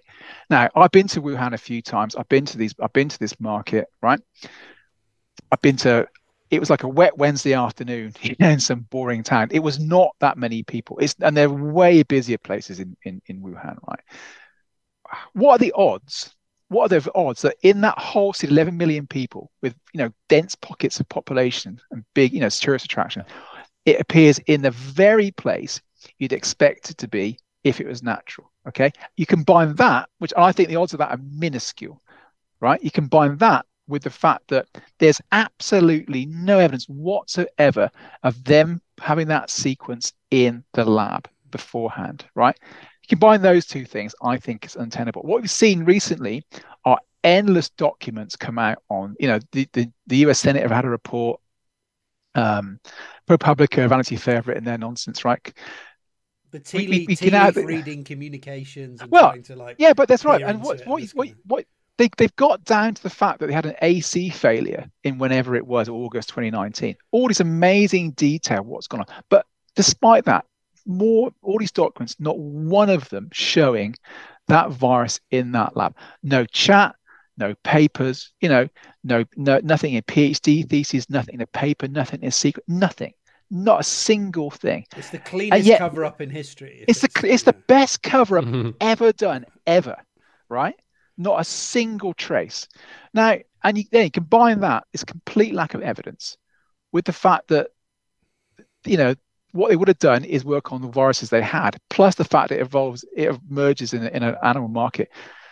You put that together, and your obvious conclusion to me is it didn't come from that lab. That's the obvious conclusion. Yeah. And all the data points that. Every single piece of data points. And we are still talking here, about the natural virus, because engineering is disproved by the genome itself. That's another point, right? Because of the recombination, it's clear that it wasn't assembled from somewhere. No, of course it's not assembled, right? And so we are still talking about a very reduced version of a lab leak, which is just there was a natural virus that somehow took a detour over the lab, and this is very much unlikely. I'm ruling out that lab completely. I think there's not a single piece of evidence linking it to that lab, and I think what you're seeing is just a desperate attempt to pin it on these people. And the more documents that are released, the more they dig into it. And the fact they never find it just reaffirms that to me, that really is the case, right? And I'll tell you this: if they found, I think I've got no skin in the game. If they did find that virus in that lab before the pandemic, right, I'd be very happy to say, it came from that lab. But where is the evidence? And if you can find evidence of an AC failure in that lab, I think you can find scientists having a chat saying, hey, you know what, I've just put this furin cleavage site into this virus, right? It's working really well, right? Or I've just sequenced this. I've just got this virus, this miner from Yunnan. It's a real cool virus. it's not there. It's absolutely not there, So yeah, and I mean, the thing is, just because, Westerners were not allowed into these labs doesn't mean that the Chinese authorities did not. Chinese authorities, they went through Xi Jinping's lab. They went up and down in there, and clearly she's still, continuing with her lab. She didn't disappear. It's not like with the CRISPR gene babies where the guy suddenly ended up in prison or whatever. So clearly, clearly. No, and I think you're right. And what I've always thought, actually, it's a very good point. I've always thought that it was easier for China to blame an individual scientist than a whole industry, right? Exactly. Because the wildlife trade, animal markets, they're ingrained in it's a cultural norm, right? People like these things. It's a billion dollar. I can't believe the massive amount of money that's involved. Oh, it's extraordinary. Yeah, it's incredible. So you think about it, you got two options. You got one, you blame Chinese society, right? Yeah. Or you blame one scientist who's working with the West anyway. Exactly. So, if we were China, this would be the smart play to say, look, his work was from, the US was funding this kind of dangerous work. That's right. And the Chinese scientists went rogue and, we have to get rid of him and, whatever. Fauci funded our person to do this. That's what that's if they wanted to that's what would have been politically more convenient than saying, look, way more convenient. We failed. We failed after SARS 1. Our culture is failed. Why do you think Gao comes to a different conclusion than the science papers then regarding the market? Have you got any thoughts on? Well, those data are really interesting. So I'll give you a backstory. I worked out, as in many people, back in 2021 that metagenomic sequencing of the market samples would have been a pretty good way of trying to work out what host species it might have been in. So this is data that hasn't been released, right? That people are not released. Very interested in seeing from the market swaps. So I asked for these data. So I know the people who acquired it. I asked for these data initially in May 2021. Okay, I emailed them and said, I've got an idea. Can you do metagenomics on these data? Because it'll tell you these samples, these raw samples they took across the market. If we sequence those, you might have reads, sequence bits that tell us that of the host. Because when you sequence these viruses, these samples, you don't just get the virus, you get all the background data, right, of the animals that are in that population or the humans that handle them. So why don't we get that metagenomics and we can work out what's there? So I asked for that in May 2021, and they wrote to me and said, "Yeah, we've got the data. We'll release it, but it's a bit messy." Yeah. And then, a month later, I asked again. I said, that day is really cool. And they said it's full of it could be full of raccoon dog DNA or whatever might have been. That's there. Right. We don't know. That's right. Yeah. Or my DNA probably. Yeah. Because that'll be the next thing. In 2014, they find you. That's right. I blew my nose. Fauci's DNA. Fauci planting stuff in the market. Yeah. God, that would be good. Yeah. So I asked for it a few times, and they said a bit of a mess. And then, and normally it's never arrived. Then this preprint was put online, and so they tried to put it into Nature first, right? But I guess the kind of folk tale is that Nature wouldn't take it because it didn't have this full sequence. Yeah, data, right? I'm not party to what that's the case. Or... I'm not party to what Nature did at all. But and so it's if you actually look at this is just to go back to one of our earlier points. I think this is not cover-up. I think this is actually pretty crap science. I think the analysis is not very good, and their plots, they've only plotted like human reads against the total number of reads in the data, not any other species. So those data need to be interrogated properly, and then they've not been interrogated properly. And so the conclusion I think they've drawn is kind of like they've almost like focused on humans. They draw the human conclusion, but they haven't published the raw data. So it's actually impossible to tell. So I think, at the moment, I think the science is just questionable. The other thing is it's unclear. The samples they've got are probably not all the key samples as well. Only some of the samples they've actually sequenced. So it's actually unclear exactly what this would tell us, but it is really important to try and get this out. And so, I've asked for it. I spoke to one of the authors, and he agreed that the figures weren't very good and they were a bit messy. But is it possible it's being centrally managed to allow any conclusion which is basically allows the outside China idea? Is that a possibility? I don't know. I think we're speculating now. I don't know what's going on with it. I mean, I don't know where it is in the review what process. you have to say is that, if you get environmental samples and try to do metagenomics, I mean, reads are low, it's artifacts, it's riddled of, it's a messy, right? It's not easy, right? So saying that, it's probably just not very good data is a plausible explanation to saying, okay, maybe. Yeah, but then I completely agree. But then you shouldn't write a paper to Nature saying you can clearly, or you could release it and let other people judge whether it's messy, I guess. Yeah, and also if you're taking a swab inside an animal cage, you're not just going to get human DNA from it, right? And I just don't believe that for a second. I just do not believe that. There must be other species in there as well, which is true of any other metagenomic sample. So I think we just need to. I think we need to see the data, right? And that paper's not published, right? I think so. It's it's a preprint forever. It wasn't a cage, right? What did they say? It was an defeathering machine also had humans inside. A metal box with mesh or something, like it's described in a weird way. Yeah, okay. So again, the idea you're not finding avian DNA in a defeathering machine is unless it's me they're tarring feathering. I don't think that's. I think that's not going to be. That's unrealistic to me. But that paper's been out for a long time, not published, and I don't know what the situation is. Again, in my photographs in 2014, if you actually look at one of them, there's a raccoon dog cage. This famous stool, the most positive stool. There's a picture of a raccoon dog cage, and below that cage is a cage with birds in, right? So that's probably why they had defeathering machines there, because they had avian species in the market. So, well, we wait for that. We wait for that paper to arise, to come out sometime. Best probably, the thing is, the longer it takes, the more unlikely it is that we will find any new data. But if there is at least some data in existence, odds are when it cools down politically, the data will come out eventually, right? This is, I think, science is a bit slow in that regard, I think. I'll give you another example. I mean, I just want to track back a little bit. And so I think the idea now that, and I'm asked this a lot, is that I think the chances, I've always thought, and I still think, the virus went from a bat to another animal species and then to humans, this intermediate host idea, whatever that species is. I think the chance of finding that species now is very difficult, because it would have burnt through. So I've worked on these farms, these wildlife that are going to these markets, often farmed. These viruses burn through these populations pretty quickly. Yes. So, the chance, if you're trying to find now the original Wuhan strain in the population today, it's not going to be around. The virus has evolved on, and it's not only that. If it's in a reservoir, it's stable there. You find the children of the virus, whatever. But if it's an intermediate population, it might be one outbreak, and then it kills the animals, or the humans kill the animals, and then it's gone, right? This is the problem.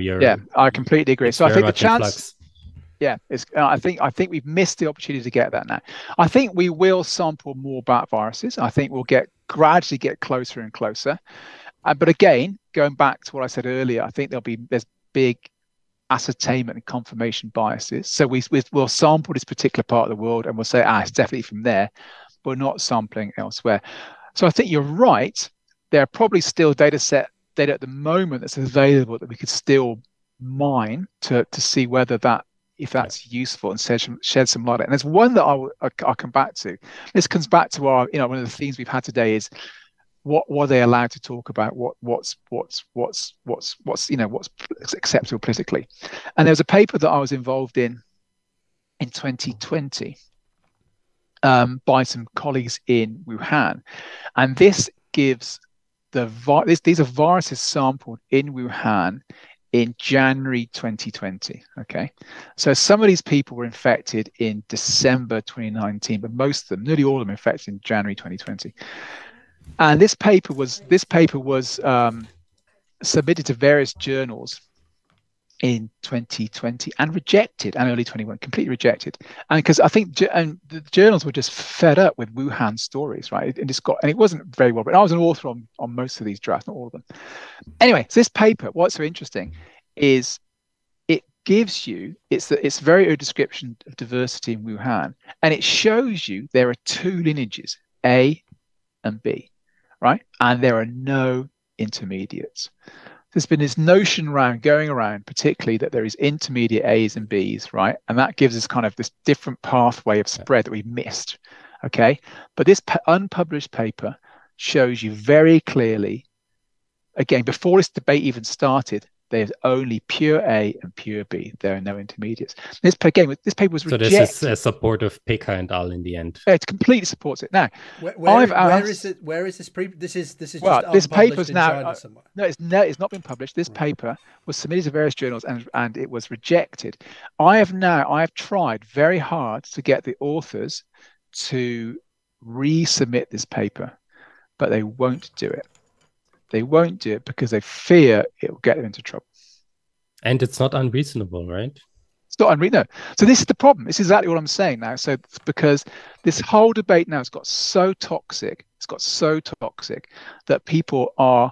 This is the greatest tragedy of all this, and why there's all this shouting has made it harder to get to the truth, because people now are more reluctant to say things. They'll get into trouble, so they won't publish this paper because they're worried about the backlash it will. Even though it's an innocuous paper that was rejected by multiple journals in 2020, they won't now publish it because of this, right?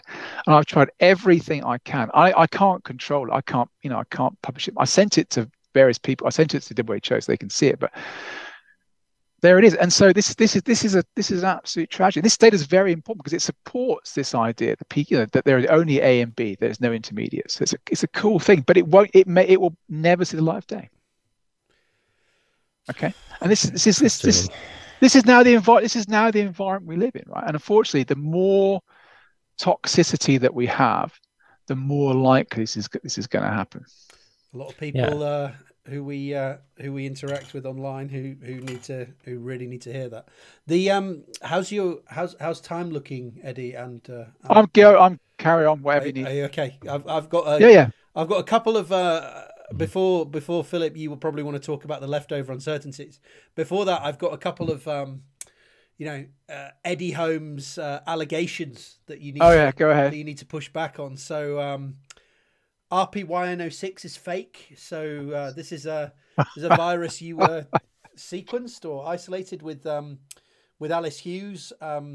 Given the recent preprint and a lot of Chinese authors and a lot of Chinese. Excuse me, I should have said that.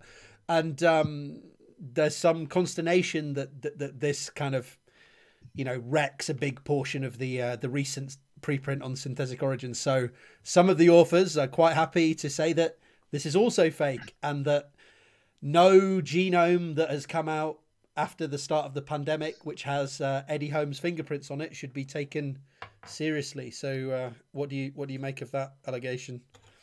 I wish I was that talented. I could fake a sequence that falls in exactly the right place in the phylogenetic tree, that when other people got the viruses from the banal viruses from Lao, they fit in exactly the same position. I wish I'd be able to predict that was going to happen. I mean, it's just pretty good, future forecasting. It's faking with foresight. That's the amazing thing. That's a rare talent. It's not only that. I mean, you're not the guy who sequences it. No. Look, these allegations are both idiotic, and they're actually libelous, quite frankly. I listen to this stuff, and I think you should ask yourself, if people are claiming to make your theory work, if you got to claim other data is fake, right? Ask yourself, is that really likely? Right? I think the people who wrote that are a bit they got burned by how quickly that got thrown in the bin, and now they're digging further and further and further into the rabbit hole to try and make like it I work. said, there are things online saying that I was involved in. There's a great picture of me. There's a great picture of the pangolin data, and showing some of these Chinese scientists who supposedly did the faking, right? And the great thing is, though, they're standing there, they're in uniform, right? So this is the military. They fake this, the Chinese faked the pangolin data. But the great thing is they're actually standing next to a poster of their work at a conference, right? So this is the depth of Chinese evil. They go to a conference and advertise their work in uniform, right? As you were if you were a spy. It's completely mad. It's just absolutely mad. And that was published before the pandemic started, but somehow that's fake. So What about this $250,000 grant that was issued in November 21 for covering up for Australia, apparently? It wasn't a grant. It was a prize. It was an award. I won a prize from the Prime Minister. Apparently this was for services rendered, Eddie. So what do we make? It was for my work on the pandemic, yeah, but it wasn't. It was for services rendered to the Australian government. In fact, it was an award by the Prime Minister of Australia. Thank you very much. But no, it's just. So not for quashing the lab leak discussion. Well, probably you think if they actually gave me an award for services rendered for quashing the theory, they'd probably not advertise it in public. They'd probably stick it straight into my bank account rather than make me go to Canberra and get an award with the Prime Minister. You wouldn't normally do that on average. Also, isn't Australia kind of a bit anti-China? Wouldn't they do the opposite? Wouldn't they prefer? No. So China's our biggest trading. Australia dances a very. I'm going to get what I say here. Australia dances a very careful political dance with China because it's our biggest trading partner. Yet we also kind of are concerned, rightly, about their human rights and their behaviour. Apparently, this is why you covered it up to keep the lines of barley open. I covered it up by telling the Australian intelligence service about it in the first place. Yeah, that was right. Yeah, totally. So that's gone by the by. And the big one, I guess, is why are you resisting FOIA requests if you've got nothing to hide? Why are you not putting all your emails out there? What's the dirt that's in there that we can't see? Like I say, I offered them all to Australian intelligence services, who said, "Yeah, don't worry about it." So the problem is, my university have taken a position that these emails will be used to attack me, and they have duty of care over me. And already which we've seen in the past, right? It doesn't matter. Oh, no, if you release the emails, they just trawl through it. They tea leaf read it. We've some seen of the it stuff with on the Twitter. emails. You can't win either way. You can't win. I don't think you can see this, but can you see that? That's a particular. That's a guillotine that was put up. This is someone called. I'm going to name this person actually. This is Billy Bosticson. This is a tweet from December 2020 that was retweeted just the other day, right? And it's about show trials and points to have. And number six is the guillotine, right? And below it is a list of photographs of people. The implication being is these are the people we should do this to, including my.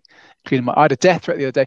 There's so much hate on this, and things are twisted, they're misused, emails are taken out of context. Okay, and the FOIA requests I've had are often of the form, give me all your emails from China ever, right, or anything on COVID.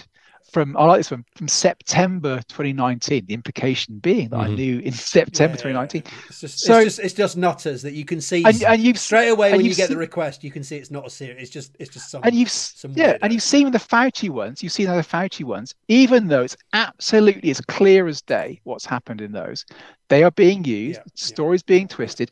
So my university has taken the view that these are not going to an independent tribunal who will take a fair call. They'll be used to bolster a particular theory, okay, that will end up then being abused, and they have duty of care over me. So that's why they're against them, right? And I agree with that viewpoint. Yes, so this is true. I mean, in the end, if you provide more material, what happens is that you give them more avenues to attack you, to decontextualize you. So this is just how this works. And not only you, the problem is if they look through your emails, they might contact, your family, they might contact other people. So whatever they can do to make you think twice about speaking out. So this is a common tactic, and this is, how does it make you feel? I just, now seeing death threats. I mean, this must be. Oh, initially, it's horrendous. I just can't believe it. Like we've only been in this for a couple of years, and we get a little bit. Right, a little bit. And, we get a percent. Some of it is psychotic. Some of it is amusing because of how fucking stupid it is, quite frankly. And some of it is to the point of irritating because they will, tag people you work with, and it's just kind of annoying and this kind of thing. But in the end, it's all kind of bullshit. But I can't imagine people who've been in this for 3 years now getting. Need security, getting death threats, like you say. Like Philip asked, how does this make you feel? What's life like living with this Look, I get a mind. I get I live in Australia, and it's not the same environment as being the US, right? So people don't carry guns around, right? I mean, the worst you'll get is that someone pulls up in their ute and shouts "wanker" at you. That's kind of about it. But whereas in the US, they're gonna. That's right. That was a very Australian thing to say. In the US, they a ute's like a what's the word for it? A utility vehicle, like a station wagon. Yeah. So in the US though, it's much more frightening because people do carry guns, and they. My colleague Bob Gary played me. He had a death threat, a phone message, extraordinary stuff, right?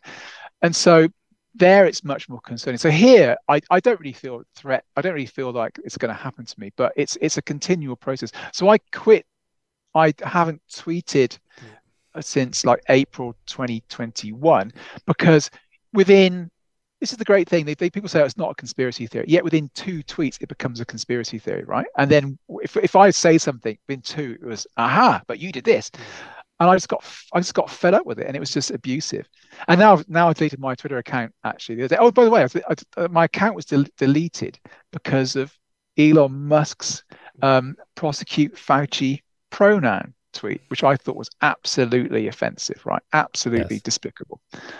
That's why I deleted my Twitter account. Got nothing to do with anything else. Simply Elon Musk's horrendous. I think, so many scientists have actually done this. It's not just you, I think.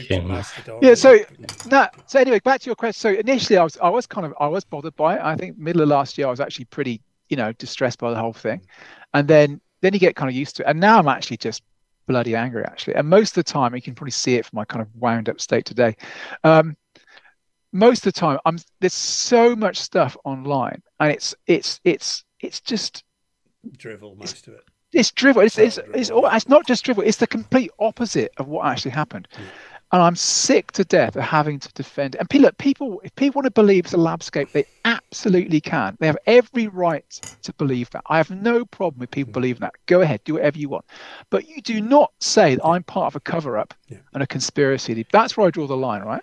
Because I've done nothing at all that's covered up anything. That's where I get kind of upset. But, people can believe whatever they want. They have free will to do that, and I believe people should do that. But there's no cover up. There's never been a cover up. It's a bunch of scientists who had a problem, had a teleconference, wrote a paper on it. Get over it, right? That's it. That's the whole story, And yet we go in these endless debates about, aha, you said this, you said that, aha, you said that, When you're at that level of resolution, it's just like, oh, just shut up now. Like it's just. The analogy that I always draw for those of you, again, those of you into Seinfeld, the TV show Seinfeld, right? There's a great episode of Seinfeld. My entire life, I can relate to an episode of Seinfeld, right? But there's an episode where George is accused of having an affair, okay, and his fiance says, "I know you had an affair because you initially said you were going to meet an importer exporter, and then when you came back you said you met an exporter importer," right? So it's that level of minutiae that and it's just like, oh my god, get over it. And it just goes on. So Matt, if the US Senate Congress want to talk to me, I'm more than happy to talk to them, right? Quite frankly, I'm happy to tell them it's straight what happened.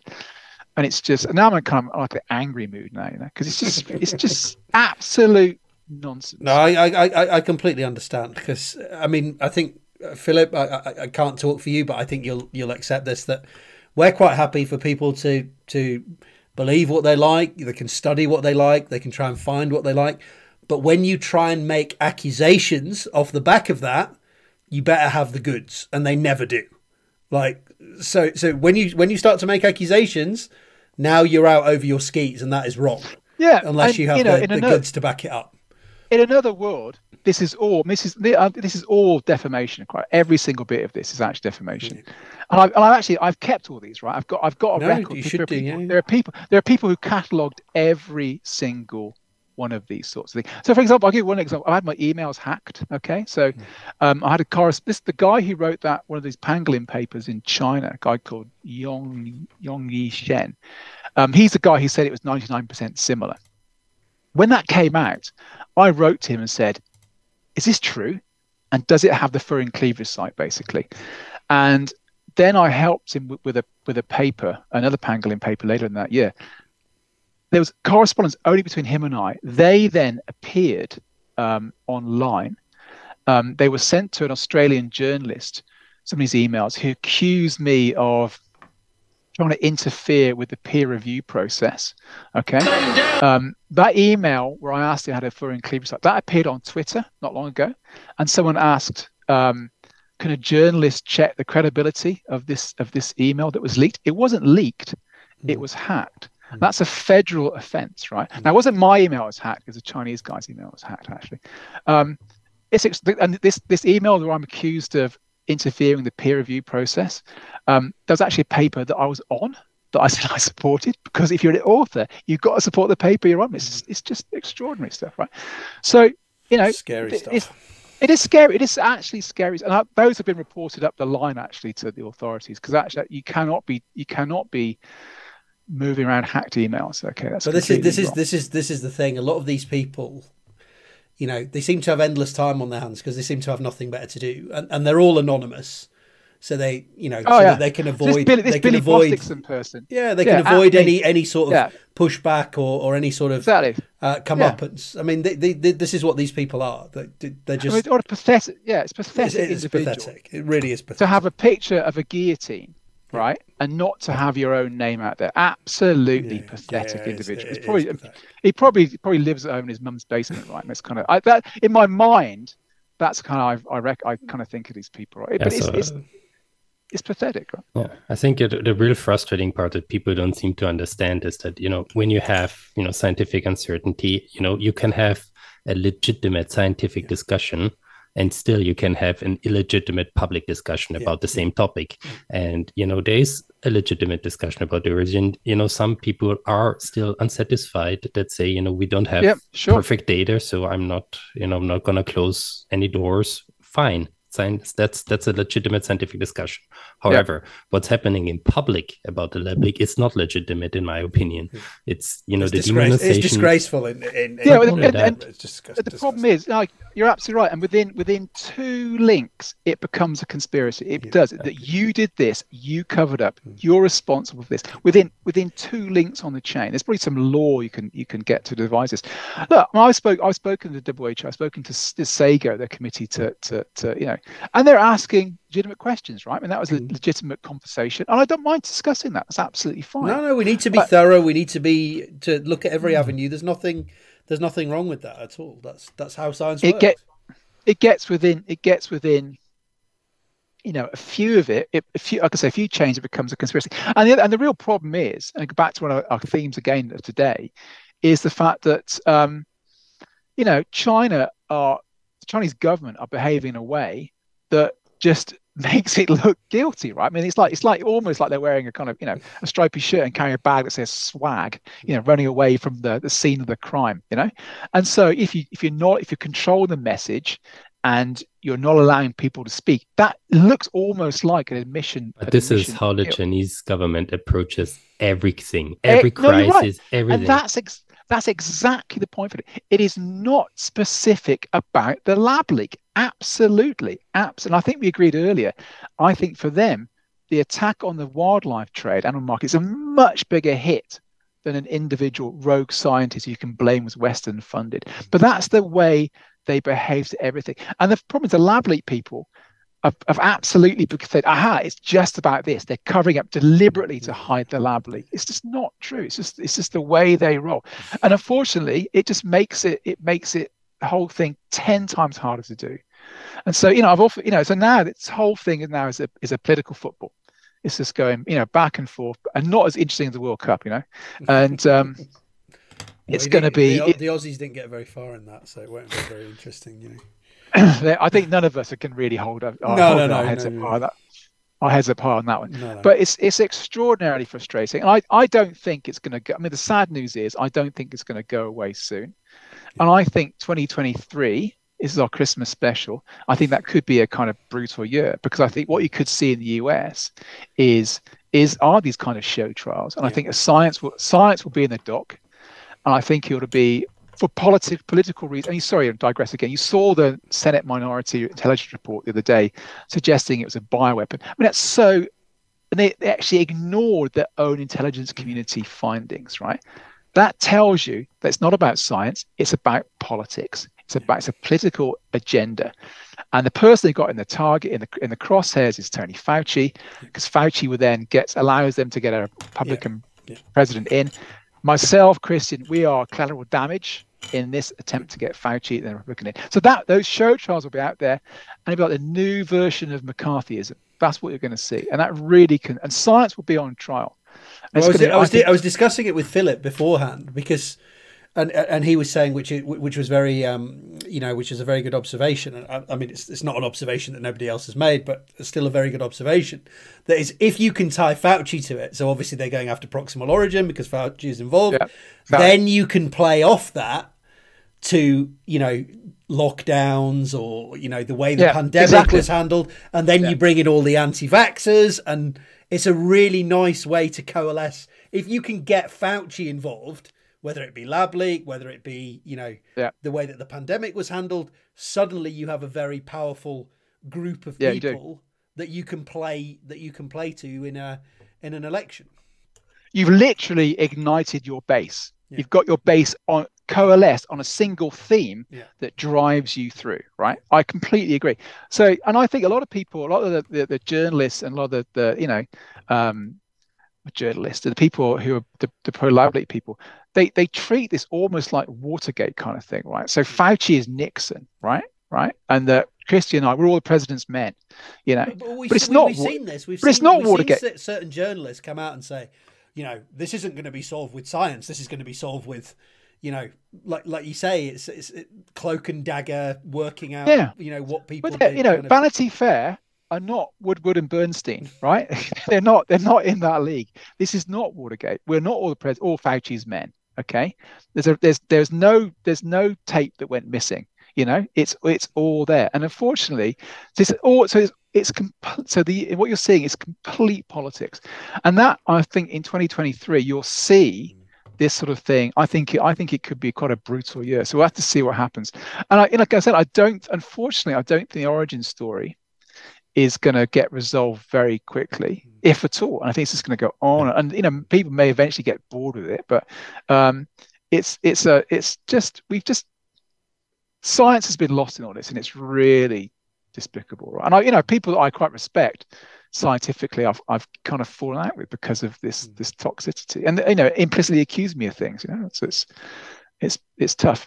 Yeah, the thing is, at some point, some scientists also are political beings, and then they are like, okay, I'm gonna expend extra skepticism towards my colleagues because of my political beliefs, and it's a mess. And we've seen this happen before. We've seen this on controversial topics around climate change. We've seen this even with smoking, asbestos, all these other things, right? There is a motivated force. It could be business, it could be politics, that drives a certain amount of attention towards scientific contrarians, and these contrarians, they thrive of the energy that's coming their way, and then you sow scientific uncertainty where there is actually none or very little left. And for lab leak, I mean, it's become pretty clear that the error bars are very small. No matter which area you look at, it just doesn't hold lab leak anymore. No matter what lab leak scenario you favor, it doesn't hold it anymore.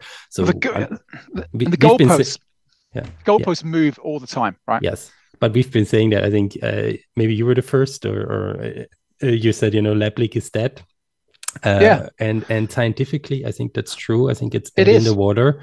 But that conspiracy myth, the cover-up myth, this is just starting. This is thriving. This is gonna be, depending on how the mood is gonna go in 2023 with the show trials, this might even blow up further.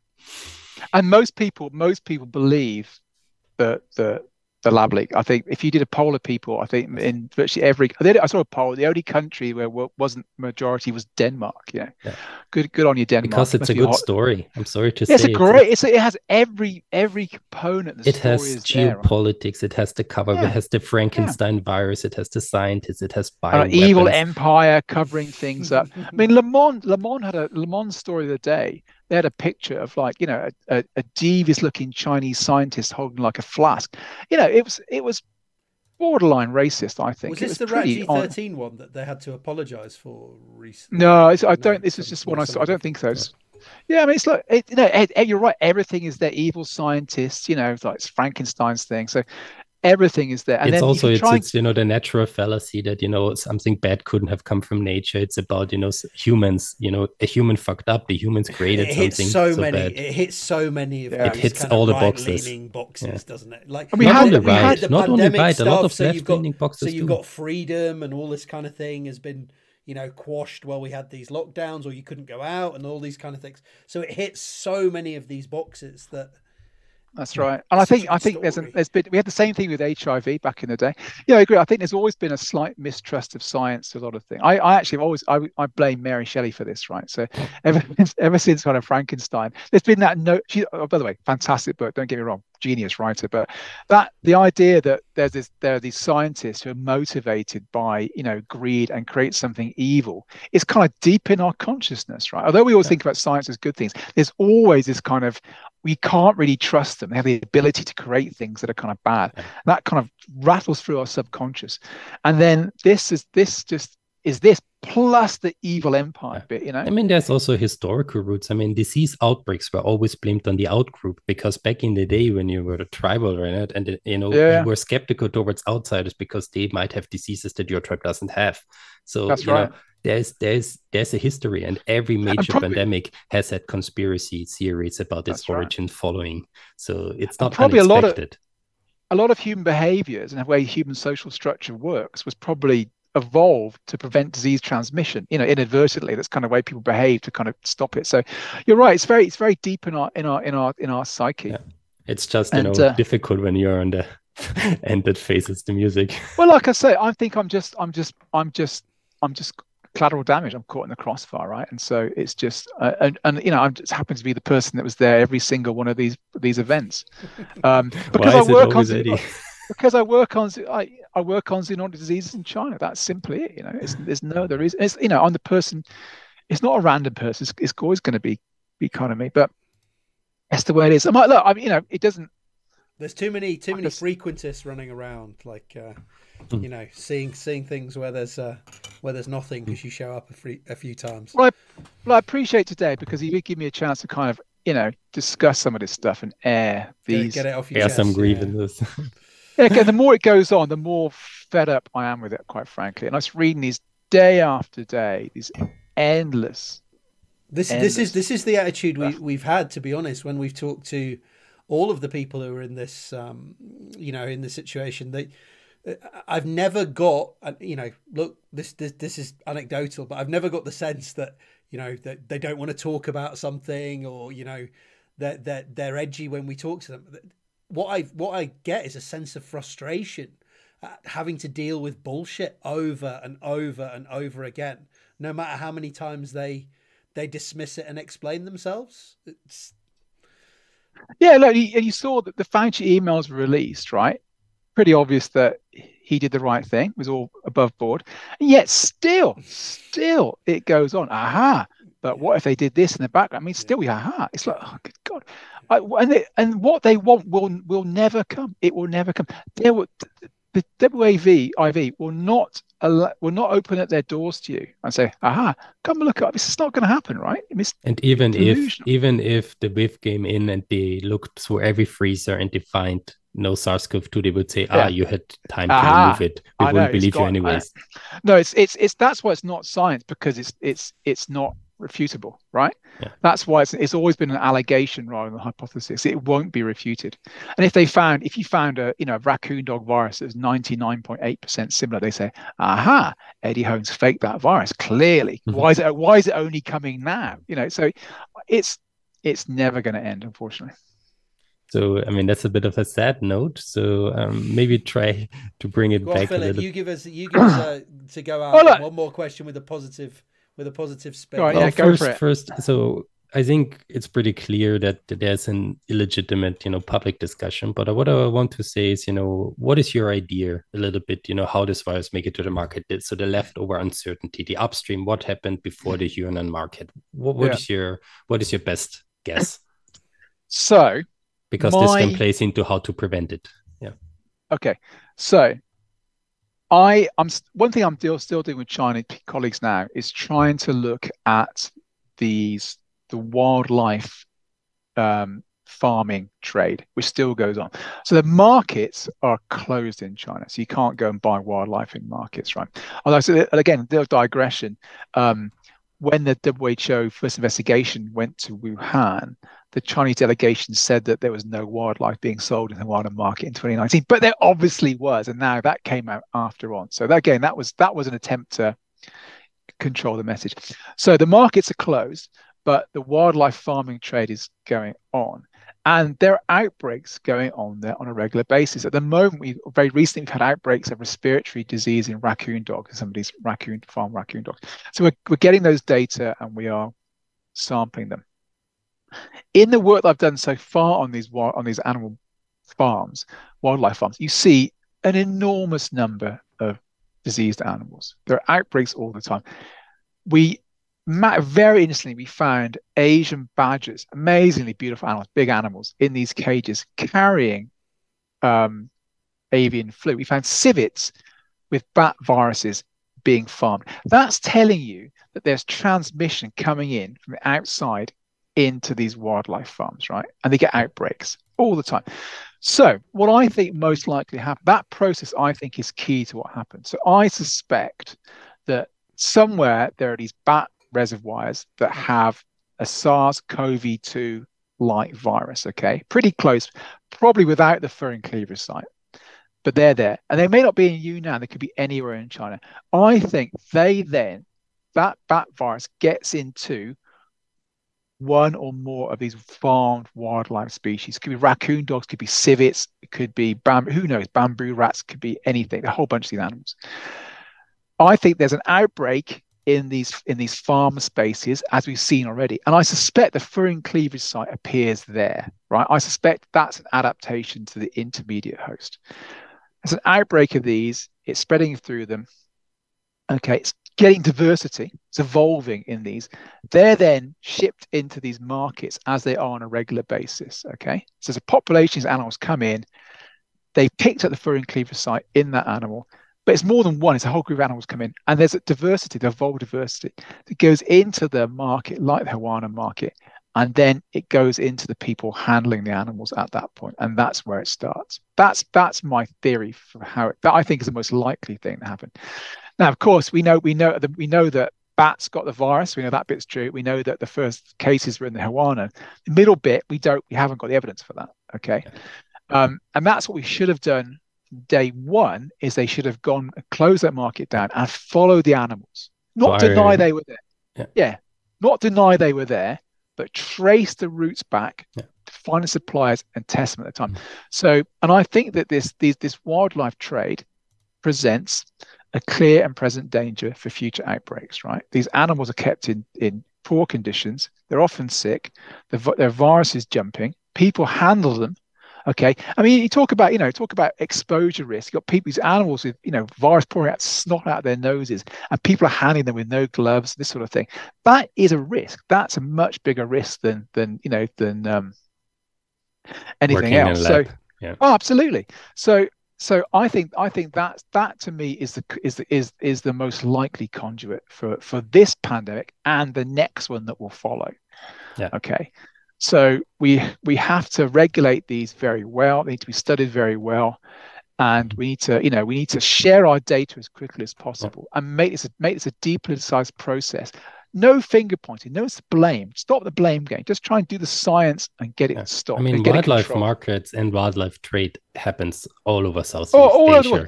It's not, it could be that, it's from, let's say Northern Thailand where these animal farms were, or where, something got transported to the more wealthy Chinese markets. I mean, you can't rule that. It's not just China too. It's all over the world. It's all over the world, exactly. Yeah. And I think, and that to me is the biggest worry going forward. And I think we know scientifically how to stop it. I think we know how. Look, closing them down completely is a difficult thing because there's lots of cultural aspects of that. So, and economics. I mean, it's also us buying fur that drives a lot of the fur trade. I mean, it's a world problem. That's right. So I can't get into that space, but what to do about it. But We certainly need to have much better surveillance globally, and then to share that data. So scientifically, we can do all this. We can do all this sort of stuff. We can have better surveillance. We can sample these things. We can find out really quickly what they've got. The question is, are we actually going to act on those data and share the data immediately? That's what needs to happen.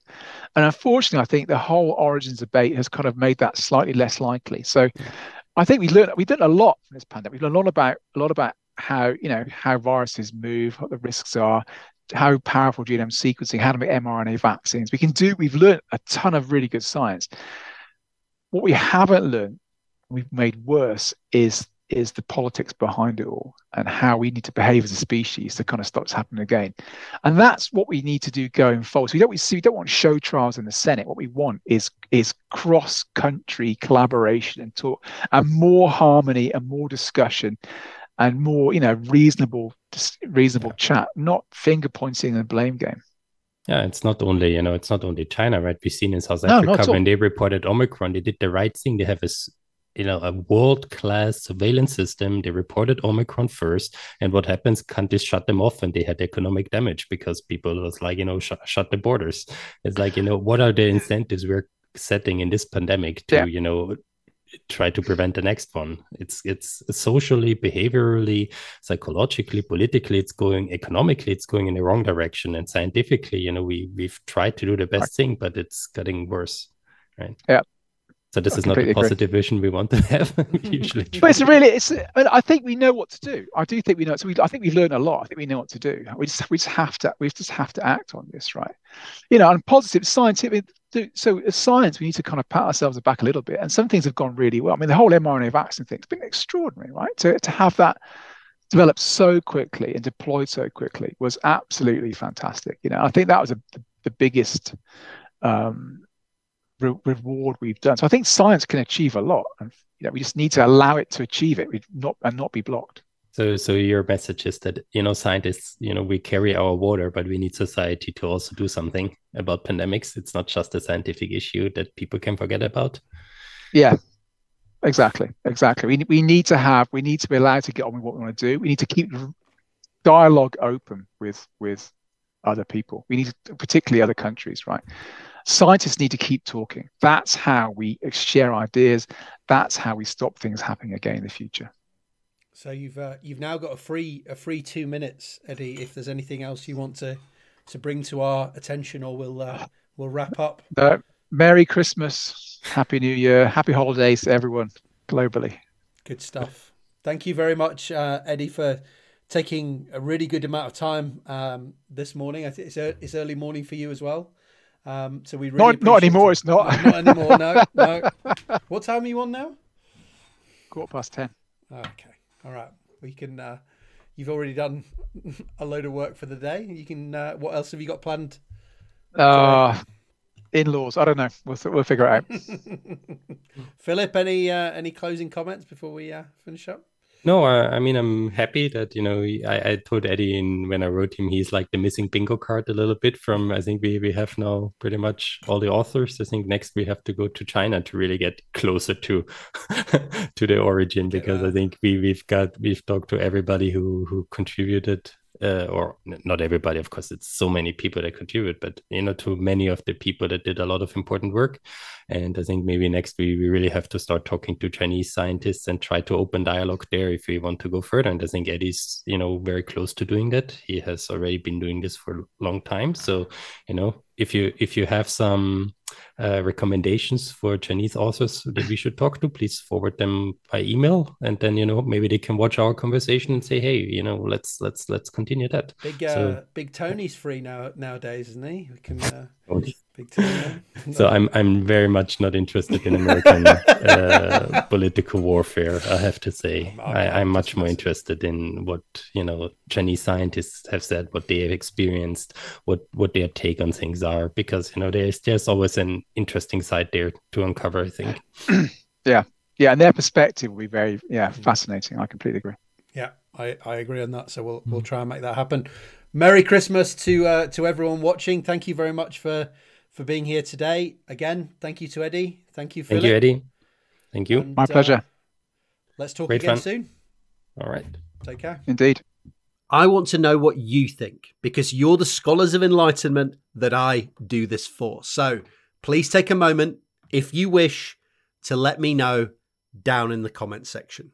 And if you like this video, please consider leaving a like, subscribing, setting up notifications, and sharing this video more widely.